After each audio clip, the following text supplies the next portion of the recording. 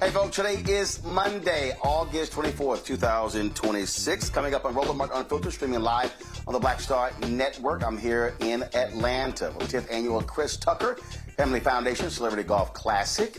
Had a great time, literally just left the course, and so we'll hear a little bit later from Chris talking about, of course, this tournament and what he focuses on in raising funds for. Coming up on today's show, we'll talk about the continuing crisis in Gary, Indiana, where people are left without power after devastating storms hit the Midwest nearly 2 weeks ago. Also, on today's show, Donald Trump gets a win from the Supreme Court when it comes to the U.S. Postal Service and mail-in ballots. We will explain how that could impact the election in November. Also, on today's show, the white cop who went to prison for killing Sonia Massey has died. May he rest in hell. Also, we'll talk about the continuing drama when it comes to our electoral politics, and so lots to talk about when it comes to that. Minnesota Attorney General Keith Ellison is suing the Texas Governor Greg Abbott because he is harboring, frankly, a fugitive. An ICE officer who shot and killed someone lied about it, and he fled to Texas. Wait till we explain to you what the hell is going on in this particular story. Some cops in Arizona have been fired and charged. Wait until we tell you what the heck they were engaged in. Also, Donald Trump screwing farmers by importing a lot of beef to lower prices. American farmers are pissed. Hashtag we tried to tell you. And we'll remember Michael Wright from the Five Heartbeats and, of course, the singer Lattimore both passed away over the weekend. It's time to bring the funk on Roland Martin Unfiltered on the Black Star Network. Let's go. He's got whatever the miss, he's on it. Whatever it is, he's got the scoop, the fact, the fine. And when it breaks, he's right on time and it's rolling. Best believe he's knowing. Putting it down from sports to news to politics. With entertainment just for kicks, he's rolling. It's on go, roll, y'all. It's Roland Martin, yeah. Rolling with Roland now. He's funk, he's fresh, he's real, the best, you know he's Roland Martin now.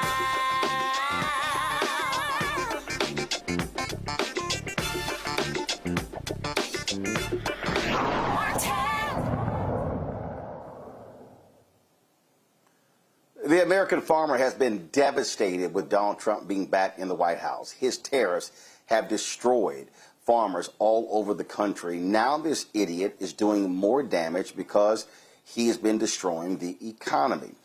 He has signed an order to allow 300,000 metric tons of beef to be imported into the United States. Now, he was talking to reporters on Air Force One, where he literally said, oh my God, Argentina, they're dying, their economy is dying. And so he's letting this beef come into the country. Well, here's the problem.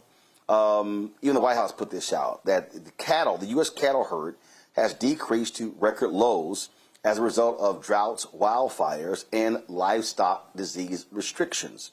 The shortage has driven average ground beef prices to record historic highs. Now, again, they are temporarily increasing the tariff rate quota, allowing a significant amount of Argentina beef into the country. Now, remember, this is the same country that the United States bailed out. Why? Because Donald Trump likes their dictator. This is what he said on Air Force One. Question is, what do you have to say to U.S. farmers who feel that the deal is benefiting Argentina more than it is them, as they are Argentina's fighting for its life, young lady. You don't know anything about it. They're fighting for their life. Nothing's benefiting Argentina. They're fighting for their life. You understand what that means? They have no money. They have no anything. They're fighting so hard to survive. If I can help them survive in a free world, I happen to like the president of Argentina. I think he's trying to do the best he can. But don't make it sound like they're doing great. They are dying. All right? They're dying. Has he actually listened to American farmers? Folks who are filing for bankruptcy, who are losing their businesses, who are fighting to survive. We're talking farmers, Nebraska, Illinois, Iowa, Wisconsin, Virginia, Georgia, Florida, all around the country. A lot of these white farmers who voted for Trump, they're now crying.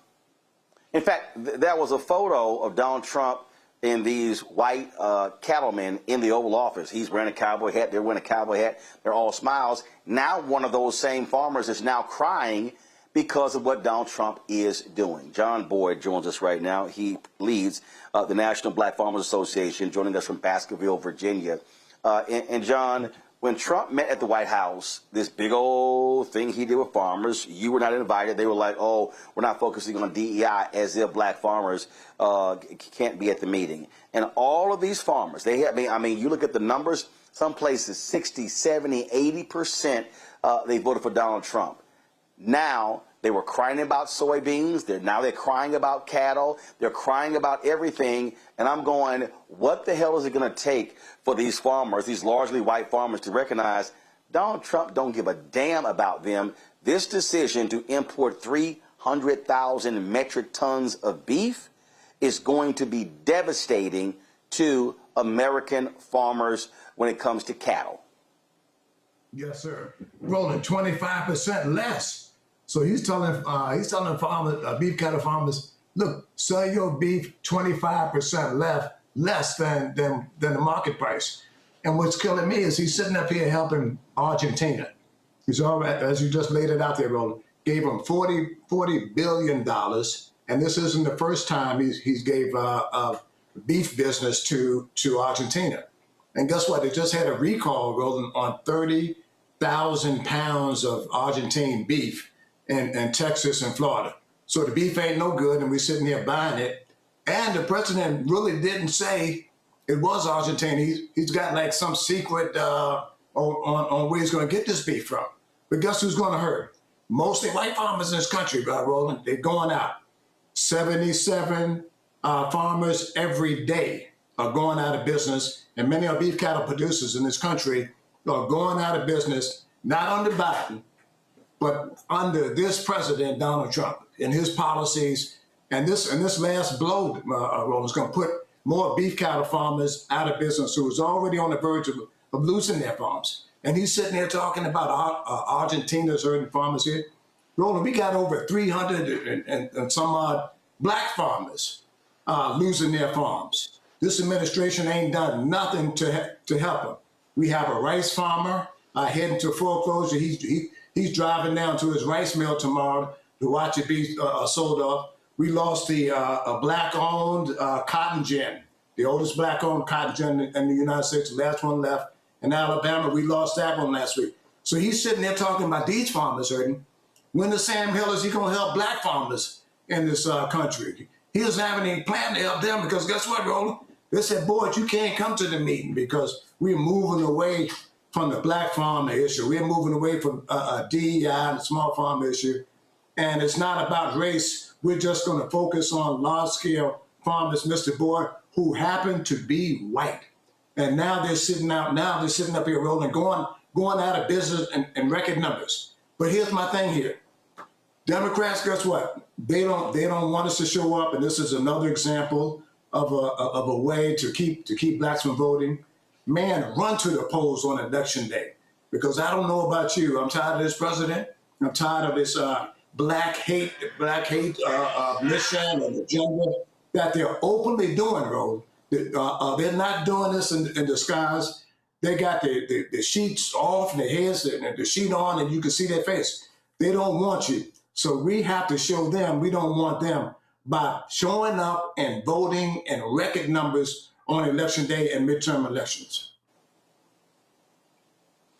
I mean, the thing that is stunning, the reporter asked the question about how is this going to impact American farmers. Mr. Make America Great Again wouldn't answer. He pivoted to, Argentina is getting killed. So are you now the president of Argentina, or are you the occupant of the United States Oval Office? And this goes to show what we keep saying. He does not give a damn about America. This is about his own economic interest. And if it's not for some money for him, well, then he doesn't care. Man, we got white farmers calling us. There's a white farmer in Texas, man, 20,000 acres. He's a farmer, 20,000 acres. He's going under. He's going under. And this administration ain't doing nothing to help. They don't care. All they wanted was their vote. And he keeps saying, I love farmers, and we're putting America first. How's this putting America first when you continue to help your buddies in foreign countries hand over fist? And Roland, he's giving them this money without an act of Congress. You know, where's Congress when he's making these announcements? Why isn't there an emergency hearing on the Hill to see what in the same world we're feeding our country? You know, beef that's coming into our country unregulated. We got issues with screwworm. They haven't even resolved that, Roland. And they're going to let more beef come from some foreign land instead of trying to increase the cattle herd. It takes 1 year, Roland. If we start to buy cattle right now and make them, it's going to be a year. So people that's watching this, before that cow drops a calf. They need to be invested more into small-scale farmers. They need to be invested in black farmers, keeping them on the farm. And instead of giving Argentina $40 billion, invested in some black farmers, man. Now, let me tell you something, Roland. We are the best farmers. We are the best farmers. Because guess what? They keep trying to run us out of business. Hey, man, we're still here. And my daddy said black farmers was like an old bad weed. We just keep popping back up. So they keep trying to put us out of business. They're saying you ain't good enough to come to the White House. And guess what, Roland? I got a couple hundred head of beef cattle here. And his policies still ain't gonna hurt me. I would die before I let this administration put me out of business. And guess what? And that's what Black America should be saying. Go out and support the National Black Farmers Association. We should not be losing 300 farmers when we got athletes, we got people on media companies rolling, all these people that can help save generational black farmers. This administration isn't going to help us. Then why aren't we helping ourselves? I mean, I shouldn't have to be here. And guess what, Roland?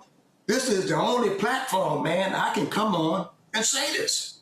So they need to be supporting you more out here in black-owned media as well. Okay, so what the hell are these white farmers saying? I mean, here you are. We're almost 2 years in.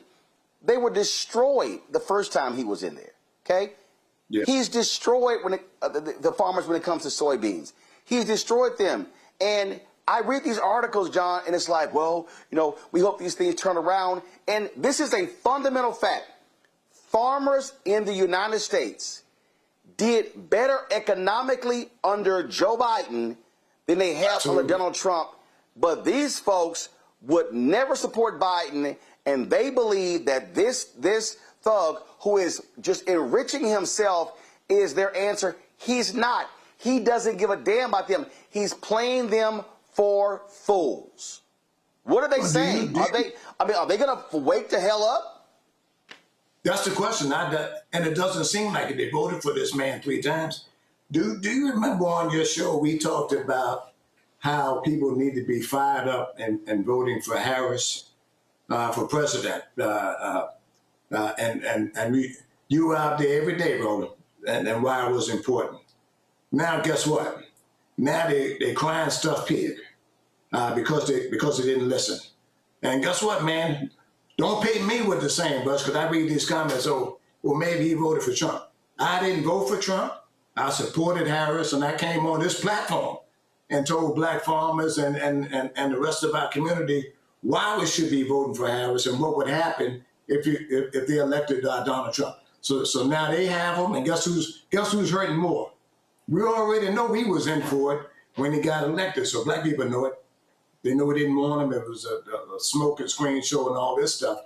But white farmers never thought they'd be losing farms like that size, a 20,000 acre operation under a president who said that they wanted them. So let's see what happens on election day. Will they go back in there and pull the lever again for Trump candidates, or will they pull it for America and somebody else, man, that wants a different direction and at least a party that wants to be inclusive. This other part said they don't want you at all. They don't want you at the table, and they said it and they shown it to you day in and day out. These folks have no clue, and I just don't think they're ever gonna wake up. John Boyd, we appreciate it, man. Keep up the fight. Thanks a lot. Thank you, Roland. We love you, brother. Hang in there. I appreciate it. I'm going to bring in my panel. Renita Shannon, former Georgia State House representative from Atlanta. Randy Bryant, entrepreneur, author, speaker from D.C. as well. State Representative Jolanda Jones, attorney and author of Owning My SHIT out of Houston. Glad to have all three of y'all. Renita, listen, you got lots of farmers there in Georgia. And these white farmers, again, my whole deal is, sorry, I don't feel sorry for them. They chose to vote for this man 3 times. He has screwed them every single time. And they still, oh, Donald, he's the greatest thing in the world. Well, you know what? Sorry. Screw y'all. And listen, the only people I give a damn about are the black farmers, because these white farmers, all they do is suck up to Trump all day long. Absolutely. And he's making a fool out of everybody who voted for him, farmer or not, because he campaigned on America First. And then you see that he's buying beef from Argentina. When you said Argentina, I thought, Argentina? Almost like the 90s commercial, New York City? Like, what? Because that's just completely unbelievable. And when the reporter said, you know, why are you doing this? He got defensive and attacked her and said, you don't understand. The people of Argentina are suffering. Okay, so, like, you think that it's inexpensive to live here in America? I mean, farmers in America are suffering. But the thing that's so crazy to me is I'm not even a farmer. But this is at least the second time that I remember that through his actions, he has directly cost farmers and brought them more hardship. Because you got to remember, his war of choice with Iran has caused the Strait of Hormuz to be off and on, open and closed, no consistency. And that has really restricted the amount of fertilizer that farmers can get. And so farmers have been saying all year, we don't even know if we're going to have enough fertilizer to grow our crops. So this is the second time that through his own direct actions that did not need to be taken, that he has brought hardship to farmers. And it's just unbelievable. I'm going to expand this, Randy, to now Trump has imposed these new tariffs on Canada. The bourbon industry in Kentucky has been decimated because Canada said, nah, take all that crap off the shelves, we ain't buying nothing. Las Vegas economy is in tatters. I mean, the casinos are dying because Canadians said, yeah, we ain't traveling to y'all country. And then other international tourists are not traveling. Last year, in year one, it's estimated that Trump cost the tourism industry in excess of $10 billion because of his attacks on undocumented folks and, of course, the tariffs as well. This idiot is destroying the economy. And these fools are running around going, oh, no, this is just it's a fantastic, it's an incredible economy. I'm like, so all y'all on meth? One must wonder, right? What type of drug are they on? And I believe the drug is whiteness. Whiteness is a hell of a drug because it forces them to see what they want to see from this man. I don't understand how they don't get that this person that they elected, this felon, is not a businessman and never was. I mean, if you look at his history, he all he did was start and close and fail businesses. And this is exactly what he's doing now. It seems like America is almost shut down. You talk about the meat industry. How many of us right now are just scared to eat? I go to the grocery store and I'm trying to figure out what is safe to pick up now because he allowed Doge to literally gut out, the food inspectors. So we don't know what's safe to eat or not. Now he's accepting meat that has issues with it so he can support another country. This is a man who ran on America First, is putting Argentina first. It just absolutely boggles the mind. like you mentioned, what he's doing with Canada. I mean, how do you upset Canada? It almost seems impossible, but he has done it. So they are not in any way supporting America whatsoever. And it seems as if he doesn't understand that people can say no to him, that they have recourse. And so he tries to bully people, and everybody from Iran to Canada is like, okay, bet, I got you. Watch how you like me now. And they're just making us look completely stupid. And it seems as if everyone seems to get that, but his fans, his followers, the people who seem to see him as a god. And I don't get it, because I know for a fact that they're feeling it at the gas tank. I know they're feeling it when they go to the grocery store. I know they're feeling it when they are, even now the job economy is bad. It's hurting them in the pocketbook. And historically, people do vote and with their pocketbooks, but it seems that this man can't penetrate that. Like you said, it must be meth. It's got to be meth. I don't know. John Carl of ABC did an interview with the governor of Texas, Greg Abbott, Yolanda, and he said, you said that gas was going to be $2 or less. And then Abbott, he said, no, but you said it was going to be $2 or less. And Abbott couldn't answer the question. All of these Republicans, they all were spouting utter nonsense about this economy. Oh, it's going to be golden. It's going to be amazing. And gas is over $4. Beef prices up. Numerous things, affordability is an issue. Everything they said was a lie. And this is a fact. And this is not, shilling for Democrats. It's not covering Republicans. Facts are facts. And that is more jobs. 96% of all jobs in the United States since 1989 have been delivered under Democratic presidents. It's a fact. And so the fallacy is that Republicans are better for the economy. No, Yolanda, they are better for corporations. They are better for the wealthy. And what they've done is they've got people buying, they really believe in the economy. No, they are about tax cuts, stock buybacks, only the stock market. They do not care about regular, ordinary people. And I hope black folks are just racing to the polls, because they need to understand they damn sure don't care about us. And what we can't do is hope these white folks actually wake up and gain their senses, because they're also getting screwed economically. So first of all, Trump supporters are stupid. You could literally pee on them in front of their faces, and they would literally, if Trump said, no, that's right, they would believe it. So if black folks are waiting for white folks to wake up and vote with intelligence, then we're going to be waiting a long time. It's the first thing that I'm going to say.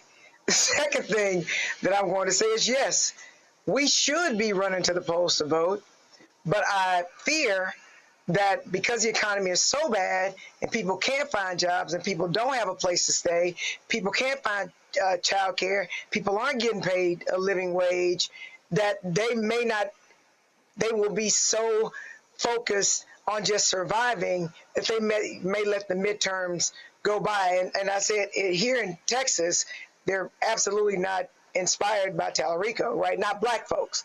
Now, white folks are, but those are white progressives. It ain't the white progressives we need to worry about. We need the other white folks to worry about it. And what I don't understand is, as I listened when you played what Trump said, he said that Argentina is fighting for their life. Okay, well, we in the United States are fighting for our life, and black people extra. That if he can help them survive, he's going to do it. Well, what about helping Americans survive, including black Americans? Well, the Argentinians are dying. Well, so are we. You need to help us. And Argentinian meat has been recalled. Nothing Donald Trump does makes sense, but his supporters, I would say they perform intellectual gymnastics, except for they're not intellectuals. They figure out a way to do exactly what he said, which is before he won, he said, I could go and murder somebody in the middle of the street and my supporters would still vote for me. So as to the white farmers, almost all of whom voted for him, you FAFO. That's what happened. So I don't feel sorry for them. I do feel sorry for black farmers. And, we're going to have to get through this, Roland. But if we're waiting on people to go and vote out that madman who literally is selective with the foreign countries that he supports, because if it's Argentinian, he loves it, even though he's deporting them too. So I don't understand why anybody is surprised at what Trump is doing, because he continues to do things that defy logic. And it's not, what'd you say? You called it meth, Roland? I think it's more like fentanyl. They on fentanyl. Well, listen, here's the position I take. We're going to talk about some electoral stuff a little bit later. The Supreme Court has given Donald Trump a win when it comes to this ridiculous executive order when it comes to mail-in ballots. And conservatives are doing exactly what they have always been doing. That is doing whatever Donald Trump wants. So we'll talk about that in a second. But I'll also talk about this whole idea about in terms of black voters being excited. Here's what we know based upon data. The data clearly shows, okay, that because of what the Louisiana versus Calais decision, what we have seen a dramatic increase in states with significant black turnout. Now, the Calais decision came down after the Texas primary, which was in March. We have seen an increase in black participation in South Carolina, in Tennessee, in several different states. It's also August. And so my whole deal is when it comes to Texas, when it comes to even some of the other states, as we get into September and October, you're going to see more people paying attention to the election. That's absolutely going to happen. As far as I'm concerned, I'm not focused on any state and black people being excited. I think the position that we're in right now is an inform and educate and enlighten stage.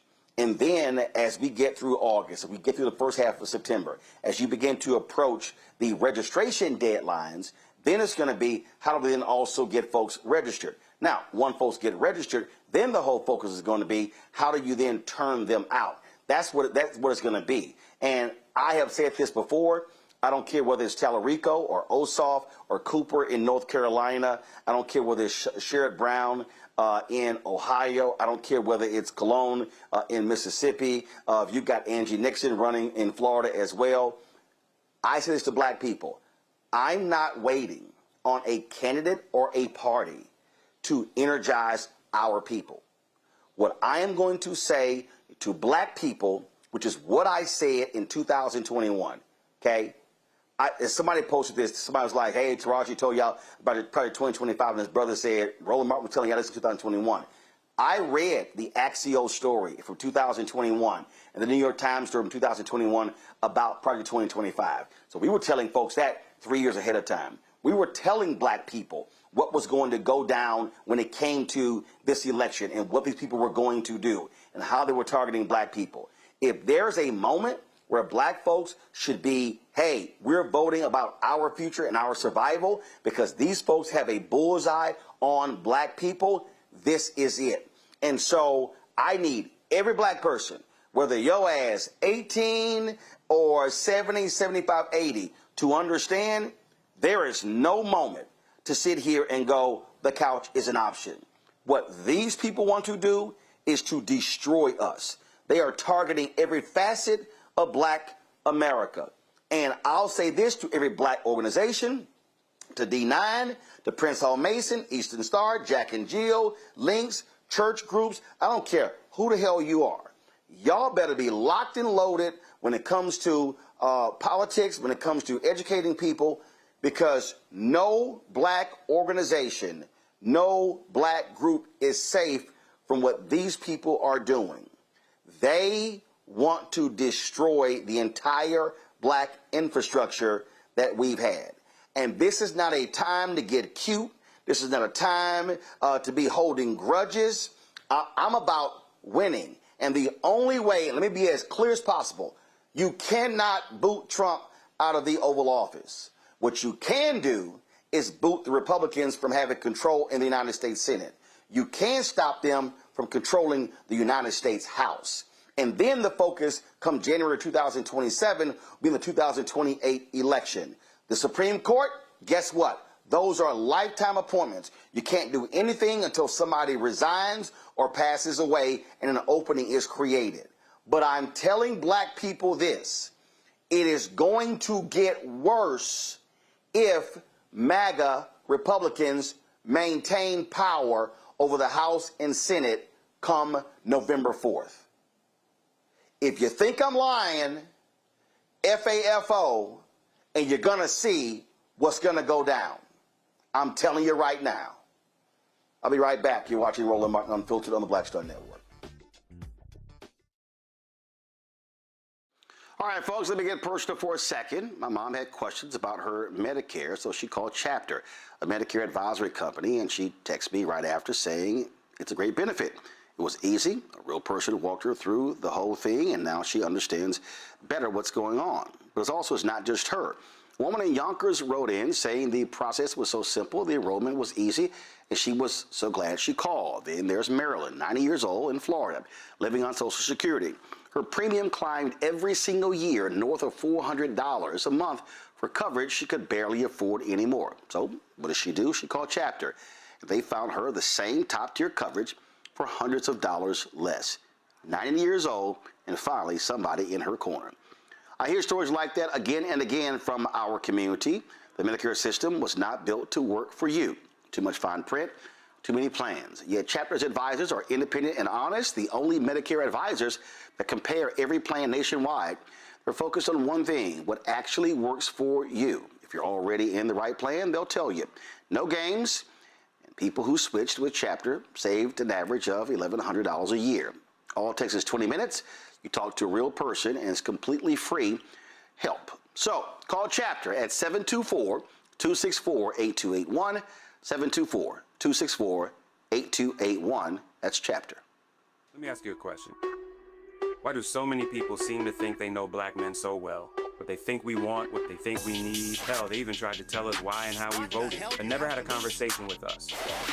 Never asked us how we felt, what brings us joy, what makes us angry, what makes us scared. How do we live? That's what this show is about. No translation, because we don't need anybody speaking for us. We can speak for ourselves. This will be a show where we bring brothers on that you don't see on every other talk show. Nope.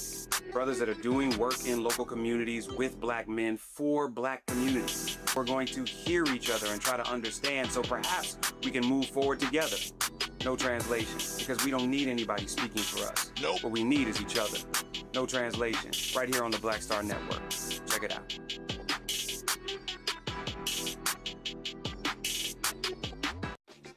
My name is Bill Duke, and you're watching Roland Martin Unfiltered.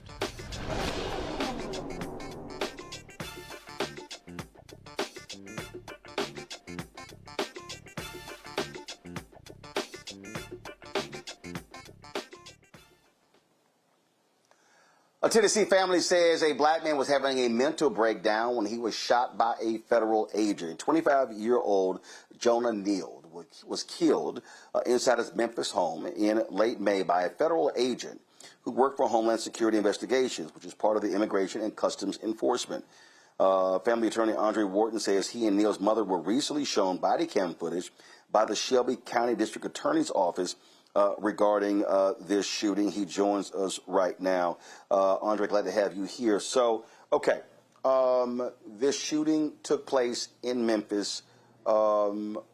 What was the rationale for the federal agent did he fire into the home? Did the agent go into the home? And what was the basis of what was the basis of him interacting with this young man? Roland, good evening. Thanks for having us this evening. It's a very important story, and I appreciate you having us come talk to you. The rationale that's been stated, there was a call that came in to police here, our local dispatch.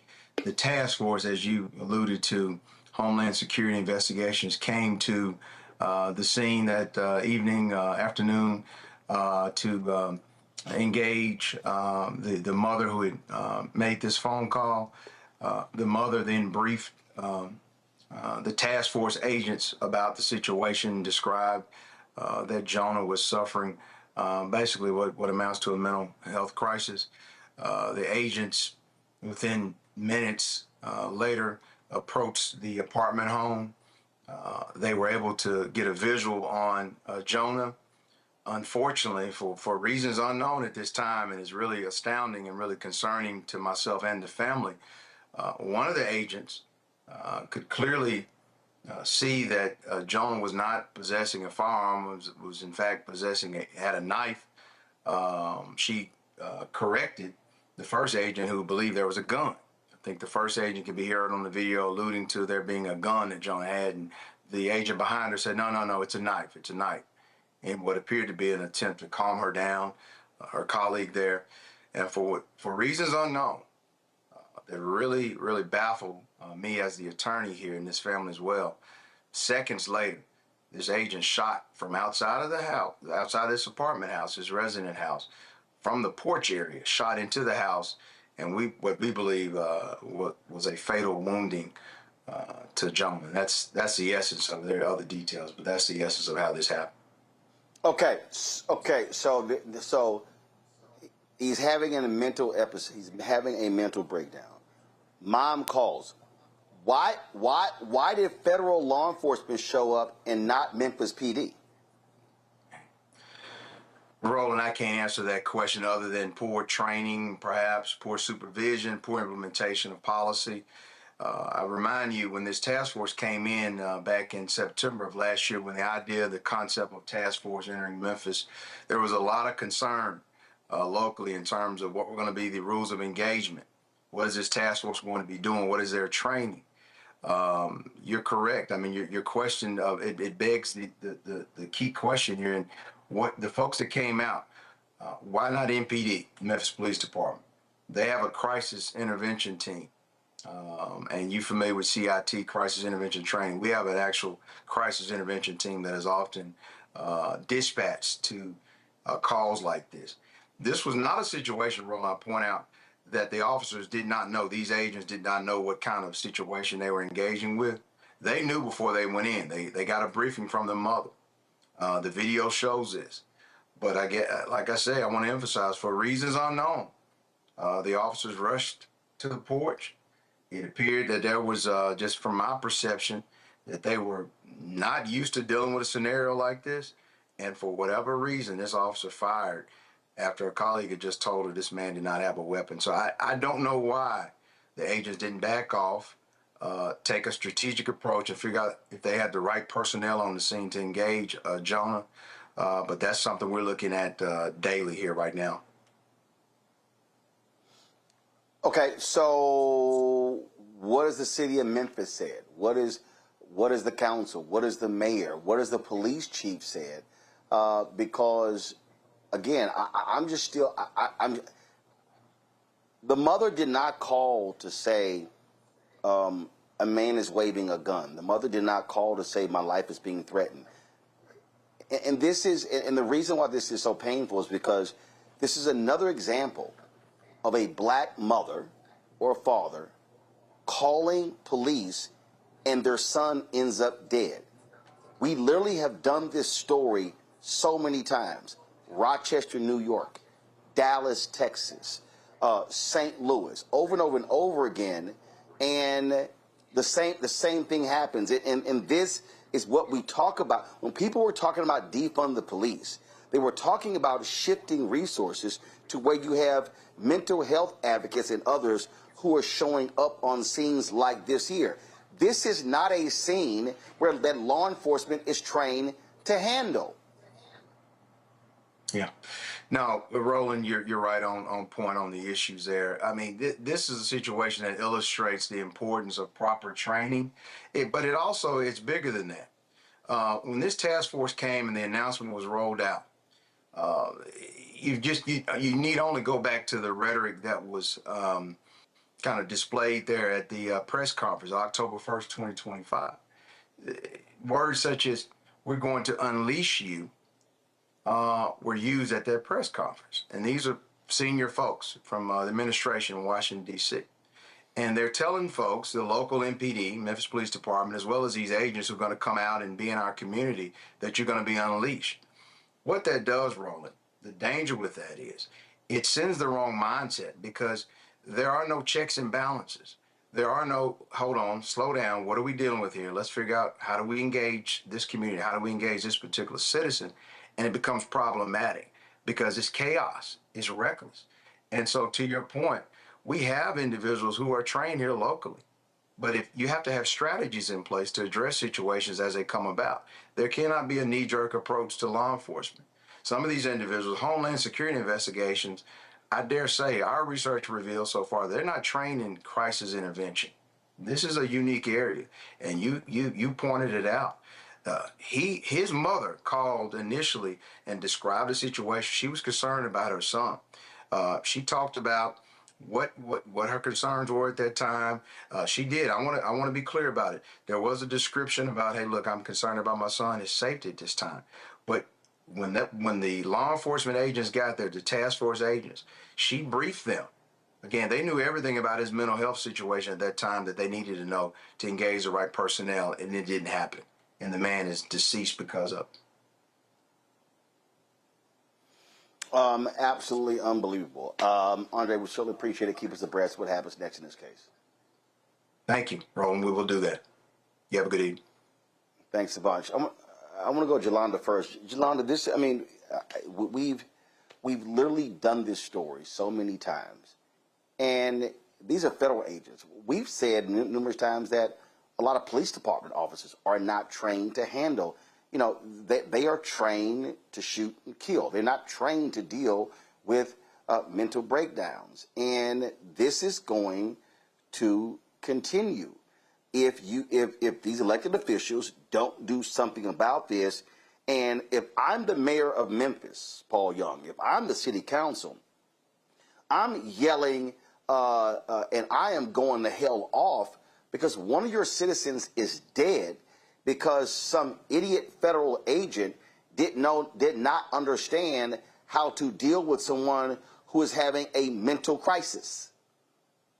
Well, a lot of things jump to mind. The first thing that jumped to mind is what you said, Roland, which is why the hell is Homeland Security responding to a local call for mental health issues? I was looking, Homeland Security's primary duties are border security, counterterrorism, cybersecurity, disaster preparedness and response, transportation and security, protection of critical infrastructure. I mean, none of that is mental health related, first of all. Second of all, what you've had is Trump tie federal funding to local law enforcement to, you need to let my federal agents come infiltrate your police. And that's what this is about. And, I've been very disappointed in a number of Democratic cities with Democratic mayors pandering to Trump in order to get money, which for the most part, they're co-signing on these federal agents coming in and doing things that they're just not trained at doing. But even before you get to all that, this has been going on time and time again, especially here in Houston, for example, where there's a whole question about whether law enforcement should respond to mental health crises. There should be mental health experts responding to mental health crises. But you also have to remember that when we're having mental health crises, I don't think Black people should call the police when their kids are having breakdowns, because there's a very high likelihood that their kids will end up dead because the police don't care about us. And they're already afraid of us anyway as Black people, and they take everything as a threat. They take our very existence as a threat. And so I think a lot of questions need to be asked about how we got here. But the first people that I would question, apart from the Homeland Security person, is the person who shot and killed him, is ask the mayor and whoever the police chief is, why the hell is Homeland Security responding to calls that you should be responding to? And if there is a task force, which they do that all the time, the city needs to be sued as well. Homeland Security may have pulled the trigger, but Memphis PD are complicit in what Homeland Security did. And so that's my opinion on it. I'm extremely disappointed, but I'm not surprised because, as you said, Roland, we hear this story over and over and over again. And even if my son were having a mental health crisis, I would be too terrified to call the police because they don't protect and serve Black communities. They harass and kill us. Renita, another Black man dead, senseless, makes no sense. why the shooting took place. Makes no sense at all. And we know Donald Trump has made it clear he's going to give these cops immunity. And the federal agent, hell, he'll just pardon them. Nothing's going to happen. You're not going to have a real investigation. We're going to talk in a minute about the case dealing with the Attorney General in Minnesota and the governor of Texas. Well, Roland, you already know what I'm going to say because I've been saying this for years on your show. And that is, this is what I try to tell people years ago. It is not about the training. It defies logic that it is about the training for police officers, whether they be on a task force, whether it be ICE or whoever. We know it's not about the training because when they come in contact with white people with mental illness, this is not their response. This is their response in black neighborhoods because the system does not hold them accountable so they can waste our lives. And there is essentially nothing done about it. I have always supported reducing police budgets, which is defunding the police, because we know that throwing endless money at police forces only leads to more harassment and particularly harm for black folks. So, you know, I think that through this story, folks need to understand that this is not an issue that will be solved with training. It is an issue of accountability, and it is also an issue of continuing to throw endless money at police departments, which turn around and use that money to harass our communities. And so I agree with Representative Jolanda. I told my constituents the same thing. Do not call police unless it is absolutely essential. And honestly, there's very few circumstances where I would agree that it was essential, because you are really taking not only your life in your hands, but if you're calling police for a loved one, you're absolutely taking their lives you're putting their lives in police officers' hands. Randy? I believe that we are at the point that we need to stop being reactive. I mean, we get the message. Like you said, we have all been on this show talking about stories like this over and over again, and frankly, I'm sick of it. A mother should be able to call for help for her child and not worry that that child is going to end up dead. So at this point, I really believe that we need to decide within a community that what are we going to do? Like, if this means that we need to look at Black mental health professionals, and there needs to be a hotline or someone that we can call specifically for us, that is what we need to do. I don't want to do another story like this. I don't want to pretend that the police are going to change or suddenly we can train them out of being fearful of us. We can't train them to stop seeing us as criminals all the time. What we need to do is just live with the fact of how they treat us, how they see us, how that they have no qualms about taking our lives, and set up solutions and be very active about finding ways that that a mother at least has somebody that they can call when our people are in crises, because the police aren't it. No, they're not. That leads me to talk about this story that's out of Minnesota and Texas. And it ties in directly with what we're talking about here. The Attorney General of Minnesota, Keith Okay, so here's the deal. Keith Ellis is going to join us at 7:30. But it's the same thing, y'all. It's the same thing. ICE agent shoots a man inside of his home in Minneapolis. Okay? They lie about it. And he now flees to Texas. We'll talk about it at 7:30, but it's the same thing. We have seen in numerous cases where these federal agents, Jolanda, lie. They say one thing, and then the body cam footage says something totally different, and nothing happens. These people, this is what they do. Listen, I keep saying, if a cop, a local cop, a state cop, or a federal cop, if they lie on that police report and it's proven they lied, it should be automatic termination. And so they have this get out of jail free card, this qualified immunity, allows them to do whatever they want to do. This stuff continues to happen because we have granted so much authority and leeway to law enforcement that they know, no big deal. We'll lie about it and we're going to get off.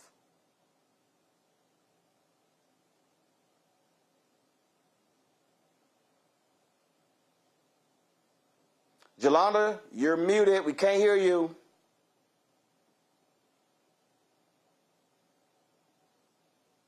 I'm sorry. I'm a criminal defense lawyer in my day job, right?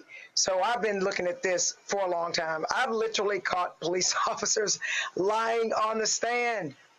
And rather than the DA filing charges against him for perjury, the DA literally dismisses the case against the person they lied on. And then when you try to get something done, then they say, well, the case is moot, it's over, and there is no refuting testimony because they dismissed the case and you didn't get witnesses to come in to prove the lie. So it's deeper than that. Not only should they lose their jobs, but they should have criminal charges filed against them for perjury. But it's not a surprise to me that they will flee to Texas because we protect police officers. Police officers kill people all the time. And Roland, you got to remember, it hasn't been that long that police officers have even been getting convicted on these cases. I mean, we've had cases where the cops do throw down guns, where people happen to be recording, and we know the police are lying, and they still find ways to get the police officers off. So what Trump is doing is basically taking us back to a time when police officers always got off on killing us. And so, again, and in Texas, they come here because in Texas, we want to make sure they literally believe that if you happen to die and the police kill you, that it was collateral damage because they deal with such dangerous people that if you happen to be in their crosshairs, that it's okay. Whether that's from police chases with police cars or to anything else. So we are complaining, and there used to be a time before Trump stacked the Supreme Court where it could get up to the Supreme Court and you might have a chance.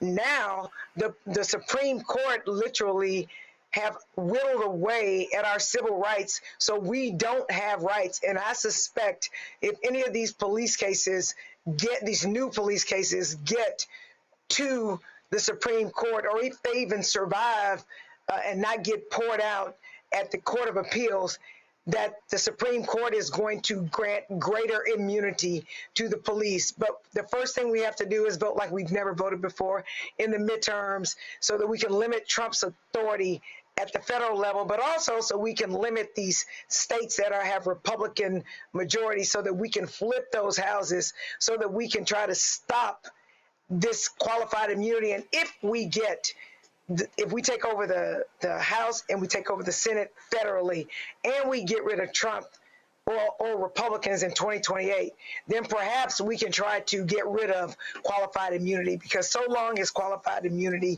exists, the police will get away with murdering us all day, every day, every day.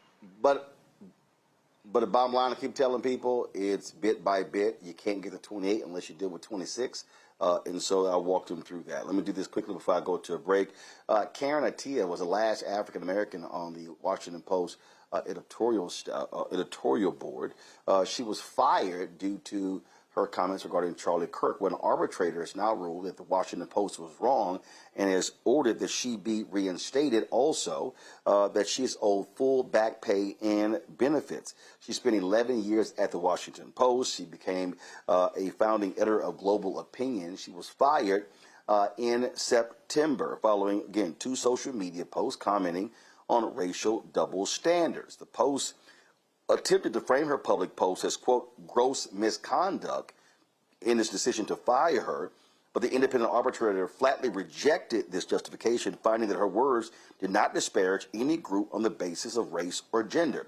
The arbitrator's decision condemns the Post's attempt to hold Attiah responsible for the threats of violence directed at her by external actions, calling it, quote, wholly rejected justification for silencing a journalist. Karen Attiah will be joining us on tomorrow's Roland Martin Unfiltered. All right, folks, got to go to a break. We come back. We'll talk about what's happening, get an update on what's happening in Gary, Indiana, and why is the energy department, why is the energy company, the local energy company and its parent company, why are they so slow to respond? But they continue to pull money out of the accounts of Gary residents to pay their electric bills.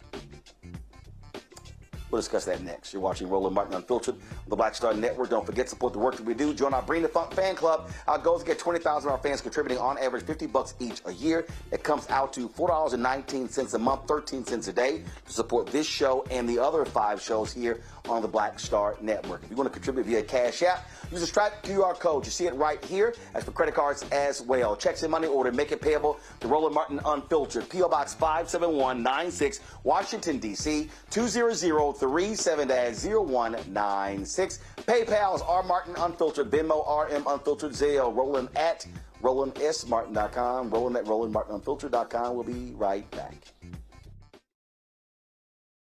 All right, folks, let me get personal for a second. My mom had questions about her Medicare, so she called Chapter, a Medicare advisory company, and she texted me right after saying it's a great benefit. It was easy. A real person walked her through the whole thing, and now she understands better what's going on. But it's not just her. A woman in Yonkers wrote in saying the process was so simple, the enrollment was easy, and she was so glad she called. Then there's Marilyn, 90 years old, in Florida, living on Social Security. Her premium climbed every single year north of $400 a month for coverage she could barely afford anymore. So what does she do? She called Chapter. They found her the same top-tier coverage for hundreds of dollars less. 90 years old, and finally somebody in her corner. I hear stories like that again and again from our community. The Medicare system was not built to work for you. Too much fine print, too many plans. Yet Chapter's advisors are independent and honest, the only Medicare advisors that compare every plan nationwide. They're focused on one thing, what actually works for you. If you're already in the right plan, they'll tell you. No games. And people who switched with Chapter saved an average of $1,100 a year. All it takes is 20 minutes. You talk to a real person, and it's completely free help. So call Chapter at 724-264-8281, 724-264-8281. That's Chapter. Let me ask you a question. Why do so many people seem to think they know black men so well? What they think we want, what they think we need. Hell, they even tried to tell us why and how we voted, but never had a conversation with us. Never asked us how we felt, what brings us joy, what makes us angry, what makes us scared. How do we live? That's what this show is about. No translation, because we don't need anybody speaking for us. We can speak for ourselves. This will be a show where we bring brothers on that you don't see on every other talk show. Nope. Brothers that are doing work in local communities with black men for black communities. We're going to hear each other and try to understand so perhaps we can move forward together. No translation, because we don't need anybody speaking for us. Nope. What we need is each other. No translation, right here on the Black Star Network. Check it out.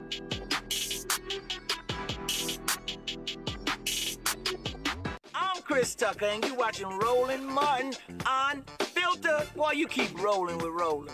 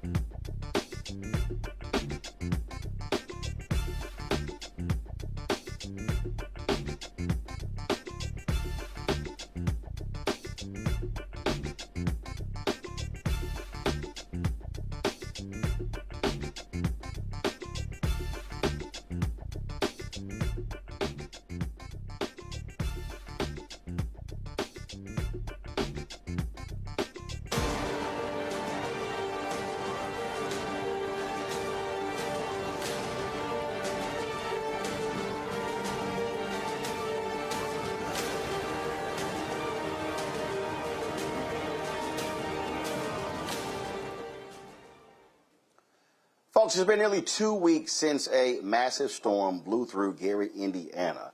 It took place on August 11th. Winds reaching upwards of almost 100 miles an hour. Thousands are still without power. The storm, it was frankly comparable to a Category 2 hurricane, and it knocked out power to nearly more than 38,000 residents. The utility company NIPSCO said it's targeting full power restoration by Tuesday, August 25th. Capital B reporter Calvin Davis is based in Gary. He's been working without power and has been talking to dozens of residents, city officials, and community activists about their experience. He joins us right now. Okay, Calvin, we had a Gary councilman on the show on last week who said that they said that power is going to be restored on Friday. Well, today is Monday and it's still not restored. Have residents in Gary completely lost faith in NIPSCO leadership?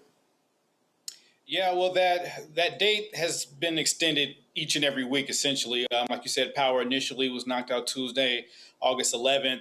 Initially, there was a message that power could possibly be restored by that Friday. And then we waited an entire another week after that. Slowly, residents are starting to come back on grid. At this point, we have about 8,000. And so NIPSCO is kind of busting their butts to meet that deadline that was set. However, the amount of time that has transpired, the mayor, the governor, other mayors around, our elected officials are starting to focus their eyes on NIPSCO to see both what they could have done in terms of preparedness on the front end, but also gauge what their response was. In fact, the mayor right now is stating that the company didn't employ enough linemen because of the situation that we had here.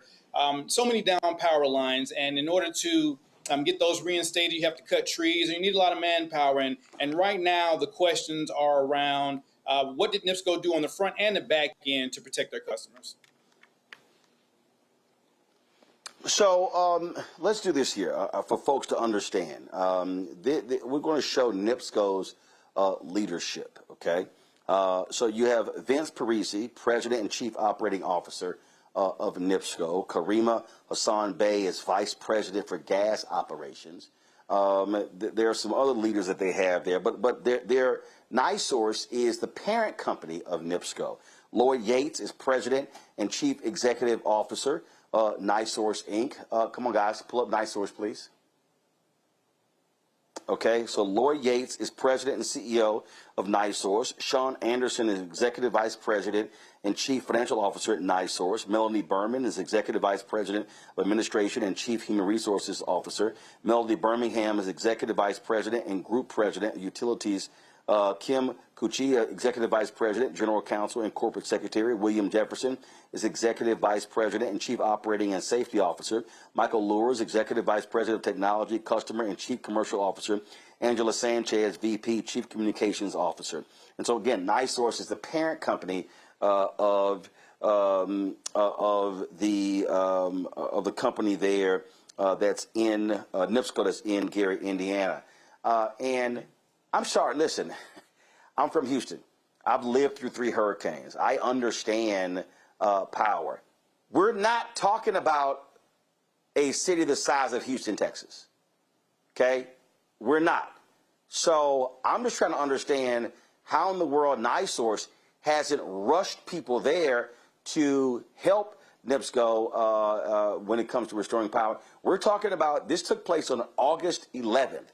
Today is August 24th. That is a very, very long time to go without power. You're dealing with food. You're dealing with food shortages, water shortages.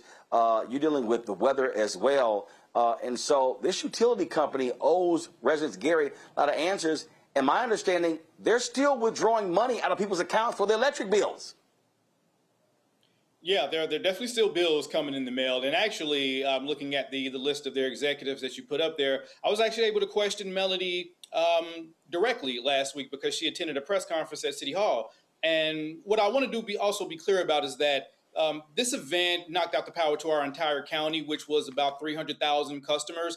But the issue for us in Gary is the fact that Gary is the last to end up receiving their full power back. When I asked Ms. Birmingham, what issues made the recovery in Gary specifically so tough, and she spoke about the trees. And I even spoke with an arborist last week who said the tree coverage in Gary was a bit higher than some of the neighboring cities. But still, our governor, our mayors are still looking at NIPSCO to find out what they could have done on the front and the back end. And even our governor is, filing for an investigation in terms of their response. So, that's what they're saying. The residents currently, as I've written, they've been leaning on themselves because they've also been void of federal assistance that they've been waiting for. The governor submitted a request that the president declare a major disaster area, which is yet to come yet. So residents have been looking to faith-based organizations, community organizations to get themselves through. Questions from the panel. Randy, you first. Hi, it seems like you have really been doing your research and keeping in contact with all the people who matter. Have the discussions been honest where people are saying that bringing up race and economic levels, because we have to be real about what's going on. I mean, it's interesting to talk about the trees and things like that, but why weren't the trees maintained well in the first place and cut away from the electric lines? Yeah, and that's what we're starting to look at now. So, all that there has been a class action lawsuit filed on behalf of Lake County customers. And I was able to look through some of the details of the lawsuit. It all pretty much surrounds around that vegetation management. And so I believe if it's found that, and also to be clear, there is a regulating body. It's called the IURC, the Indiana Utility Regulating Commission. That's who NIPSCO reports to, more or less. And so the IURC is the body that approves rate hikes. So when NIPSCO wants to rate hikes of their customers, the IURC is who they go to. Usually when they say they want rate hikes, they have to explain why they want to do that. And generally, they'll explain that they're doing it for system hardening purposes. Well, in the lawsuit, it states that, it alleges at least that NIPSCO may not have been fulfilling some of that duty. And if that's the case, we saw it play out here in Gary worse than any other area in the county. And so, I would say 100% of Gary's customers were out of power at the beginning. And even a week later, we still had more than 50% of the residents out. So since the beginning of it, Gary has taken the worst.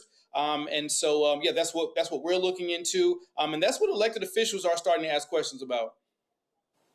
Good. Thank you. Renita. Well, thank you for your work. I love Capital B's reporting. You all always get right down to the point of the story. Here's my question. Gary, Indiana is not even that big of a city, yet they have 8 data centers. And we know that data centers do bring additional stress to the electric grid. My question is, has Gary ever faced a outage for this long in its history? And if not, do you think that the strain that the data centers have added to the electrical grid have anything to do with how long it's taken to get power back up and on? Yeah, so, and that's something that I've been seeing on social media a lot. So I did want to take a second to clarify that. So we do not have any data centers in the city of Gary. There is an Amazon facility in a neighboring city next door in Hobart. But no, the city does not have data centers here. But what we, I've been investigating NIPSCO, well, not investigating, but I've been reporting on NIPSCO, all year. This won't be their first kind of tussle with the residents here. Residents were protesting NIPSCO all throughout the winter because the bills have been higher than usual. And a lot of that has been attributed to their continuous requests to have data centers built, although there has not been built yet.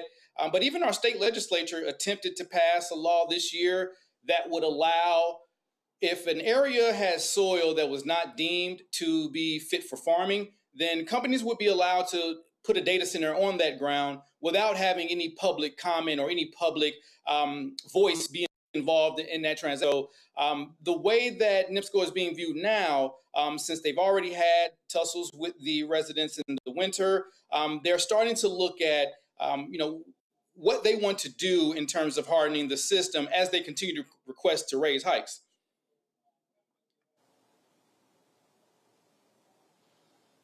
Yolanda. So, Gary is black. I think that's a rhetorical question. And you said that around Gary, like Gary is like the last city to get their electricity on. I think it's because they're black.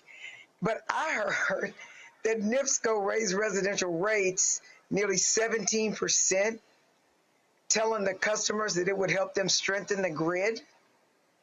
And they started taking this money out of their bills in 2025. So my question is, where'd that money go? And then have you heard any indication? Because if NIPSCO is anything like Centerpoint here in Houston, after Hurricane Beryl came and we were out of electricity for a long time, I think it was like 2.6 million people. Not only did Centerpoint charge us even when we didn't have electricity, they then came to the legislature and asked us to allow them to pass on their costs of updating the grid that they charged us for and had been charging us for. And I'm proud to say, even though it passed, I voted against it. So one, what happened to the money when it comes to Gary that they started taking in 2025? And two, have you heard anything about NIPSCO trying to pass on the costs of their failures to its customers? And hold up, and to its residential customers, because they never go after the commercial customers. Yeah. I mean, your point is about the state legislature is taken very well, because their request, or actually what was pitched in the State House in 2025 and even back to 2024 is, how they were able to raise those rates in the first place. And the way it works with the IURC, they'll kind of permanently approve, but they'll be able to operate under the rate hikes before it's been proven what they've done with the funding. And so right now I've been kind of putting on my investigative hat to look into where money was spent. But looking at the lawsuit, it alleges that none of the specific reasons they requested that hike, particularly around system hardening, grid strengthening, and vegetation management, the lawsuit alleges that didn't take place. And so, like I said, over the course of the next week, we'll look deeply into that. But as long as the majority in the state legislature here is what it is, which is a supermajority, they have 70-30 control in the House and 40-10 control in the Senate. So the way that legislature operates, they continue to be able to, NIPSCO would at least, continue to be operating in the way that they are.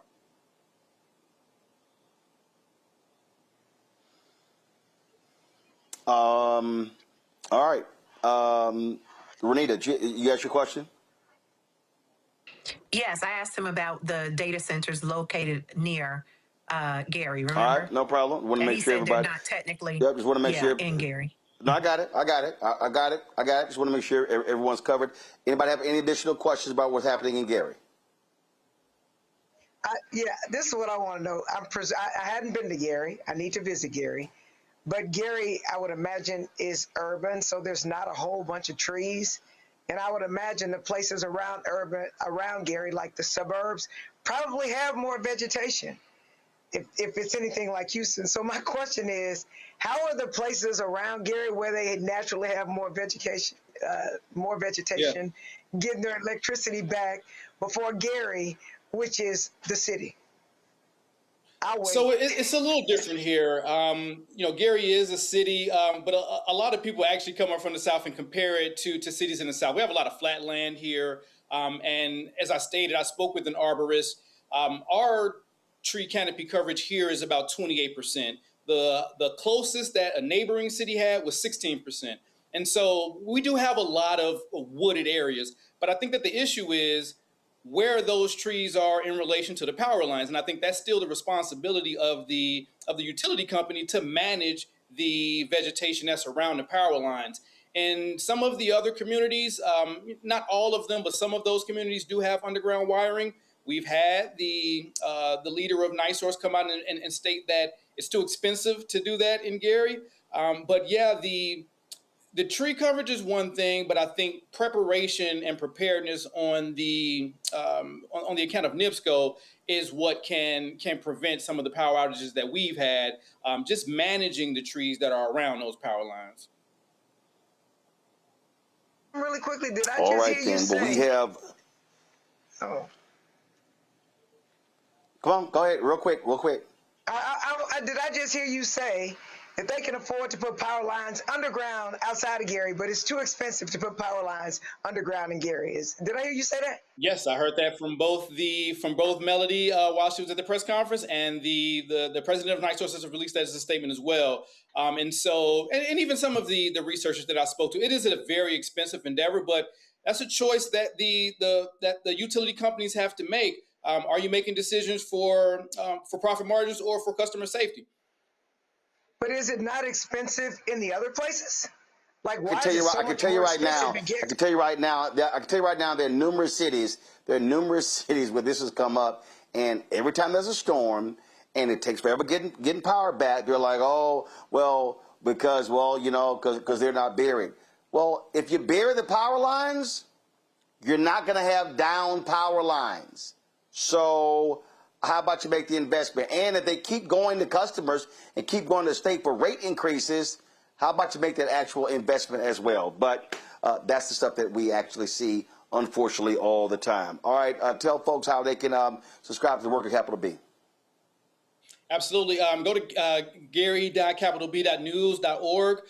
There you can find our work. We also have a fabulous national environmental reporter who breaks down the way that Black communities are typically the ones first to suffer in these type of situations. He breaks this down all across the country because here this is just a storm-related issue, but there are extreme heat-related issues and industrial fuel-related issues across the country. And so we're finding that the work he does in that area is very valuable now. All right. Well, we certainly appreciate it. Thanks a lot. Thank you. Folks, 9 days after a black man was found hanging from a tree in Raleigh, North Carolina, another black man was found dead some 87 miles away in Roanoke Rapids. On Friday, 38-year-old Demetrius Fleming was found dead inside a home connected to a ligature. The Roanoke Rapids Police Department chief addressed the implications surrounding this investigation.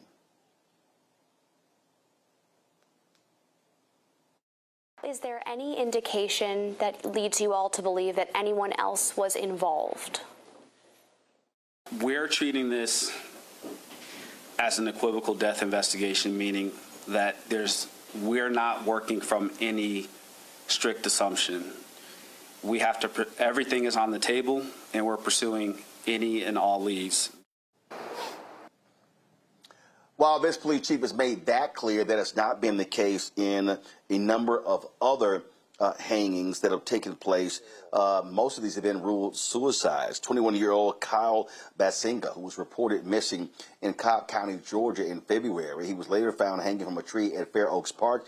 Investigators said there was no indication of foul play. 16-year-old Juliana Umba Nazita was found hanging from a tree on church property in Charlotte, North Carolina on May 8th after being reported missing April 28th.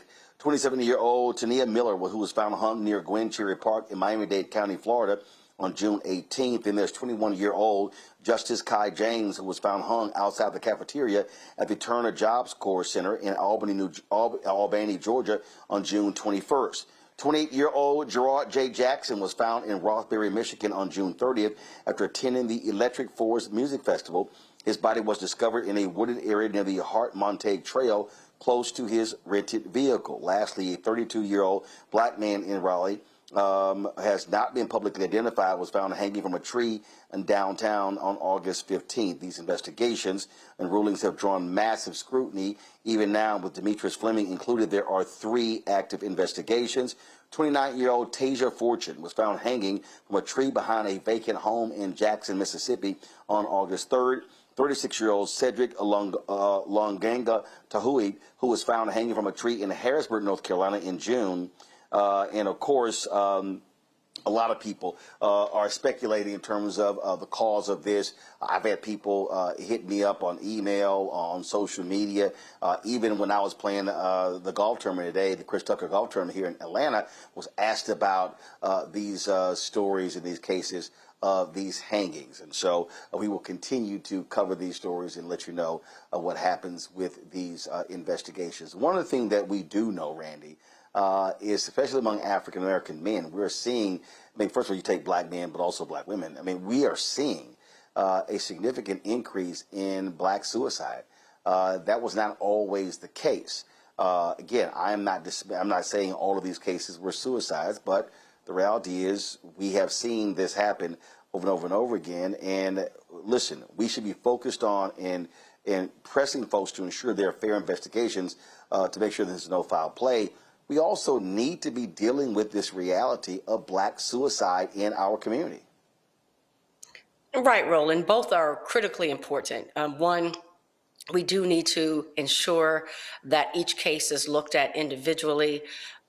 That, because what's been happening is immediately they are just declaring that someone has committed suicide. Let me just say, I've been researching this because it's quite upsetting that typically when we do commit suicide, we do not choose to hang ourselves, and we especially do not choose to hang ourselves publicly because of the historical relevance of that. But on the other hand, absolutely, we do need to deal with the mental health crises in our country right now with our people within our community. It's understandable if you think about the undue stress that it is just to exist on a daily basis in this country, particularly now that we have a leader that has unleashed just open racism. We are being attacked every which way. And so I can understand particularly how our young people may feel a level of hopelessness. Then we go back to the story that we started this show with. When we do seek help, particularly from the police, we end up dead or certainly not in any way better. So we have got to ensure that our Black mental health professionals are prepared to help all of us.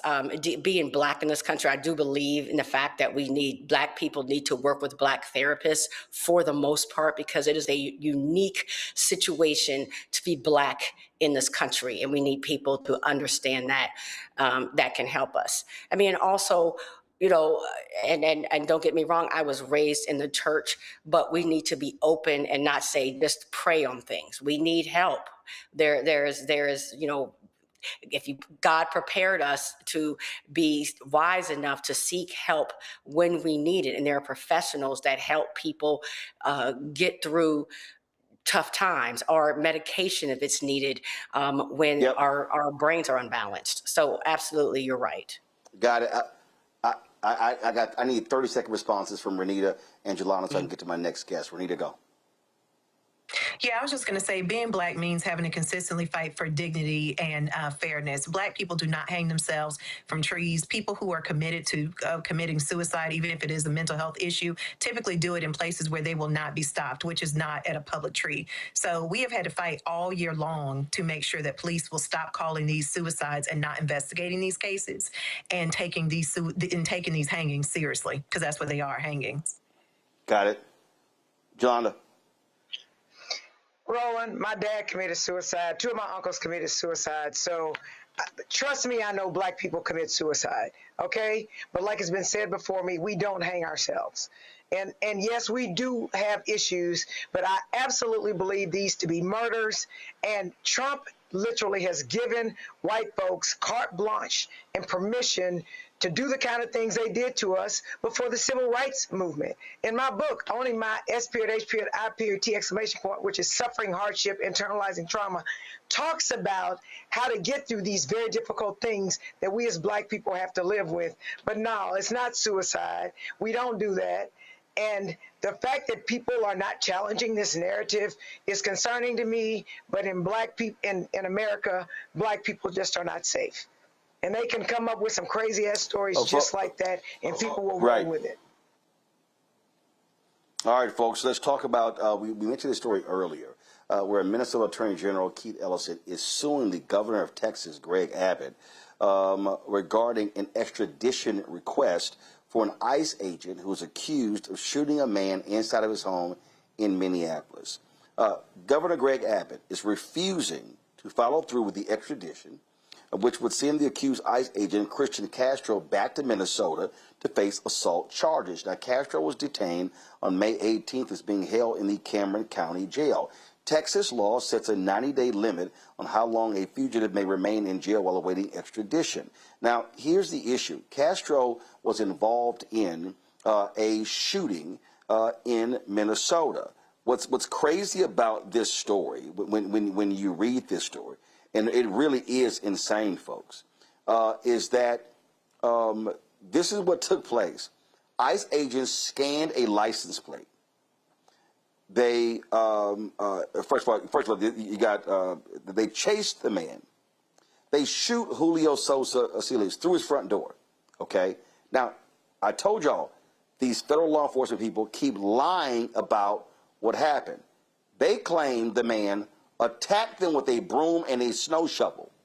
But guess what? There was surveillance video from the city. It proved that to be a lie. The struggle lasted about 12 seconds.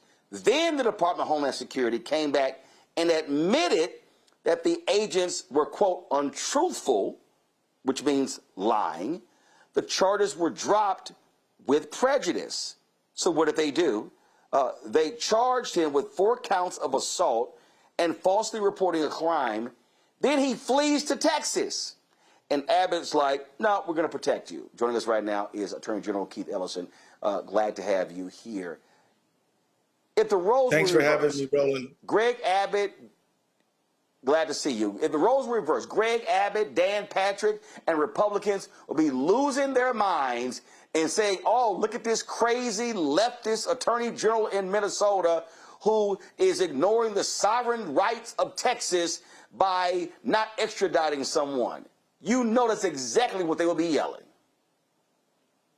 Yeah, well, the Constitution of the United States says that interstate extradition is supposed to be swift and summary process. The only issue for decision, Roland, is this the right Christian Castro? We ask you your full name, your date of birth. If it all matches, you got to come back and face charges in Minnesota. The bottom line is he's going to have all of his rights, right to counsel, right to be presumed innocent, right to a jury. But he cannot contest the merits of the case from Texas, and neither can the governor. This is outrageous. It's illegal. We'll be in court tomorrow proving it. I mean, what's unbelievable here, DHS, yeah, okay, they lied. Yeah, that didn't happen. When your own department admits you lied and it didn't happen, yeah, you got a problem. And that's what's so crazy. Greg Abbott is ignoring what DHS has said. Well, because at the end of the day, they're kind of okay with what Christian Castro did. I mean, that's the only assumption I can make, that this law and order governor is ready to ignore law and order when it suits his own political beliefs. But this is not about politics. This is about justice. And he must sign the extradition warrant or the court will order him to do so. This, again, is not a controversial thing. It's in the Constitution. It's in the codes of the United States. He must do it. But it kind of reminds me of something that back in the 60s when some of these, segregationist governors, they knew what the law was, but they made the president, arrest them or move them out of the way. But they went down with swinging with their issue of interposition. The bottom line is this is just open, flagrant denial of law. I hope people see this. But again, we've had other problems. I mean, we're still in the midst of investigating the case involving Alex Preddy and Renee Good, who were shot and killed in Minnesota.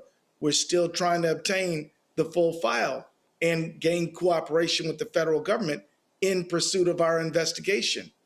We're looking for simple, cooperation and so we can complete our investigation. And we're looking for the kind of cooperation that states enjoy every day. You know, Roland, your viewers might be interested in knowing that Minnesota has extradited people back to Texas all year, and Texas has extradited people back to Minnesota. In fact, they've done it 3 times since Christian Castro has been arrested and held in the Cameron County Jail. But now they don't want to do this. This is clearly political. This is 100% about him trying to advance the largest deportation in American history. And I'll just remind your viewers too, that look, the largest deployment of ICE agents in the history of America in one time and in one place took place in Minneapolis between December 3rd and February 12th. They called it Operation Metro Surge. They killed 2 people. They shot Julio Sosa Solis, and they engaged in massive racial profiling. They caused recession in Minnesota because workers couldn't go to work, customers couldn't go to buy and shop, and students weren't not reporting to school.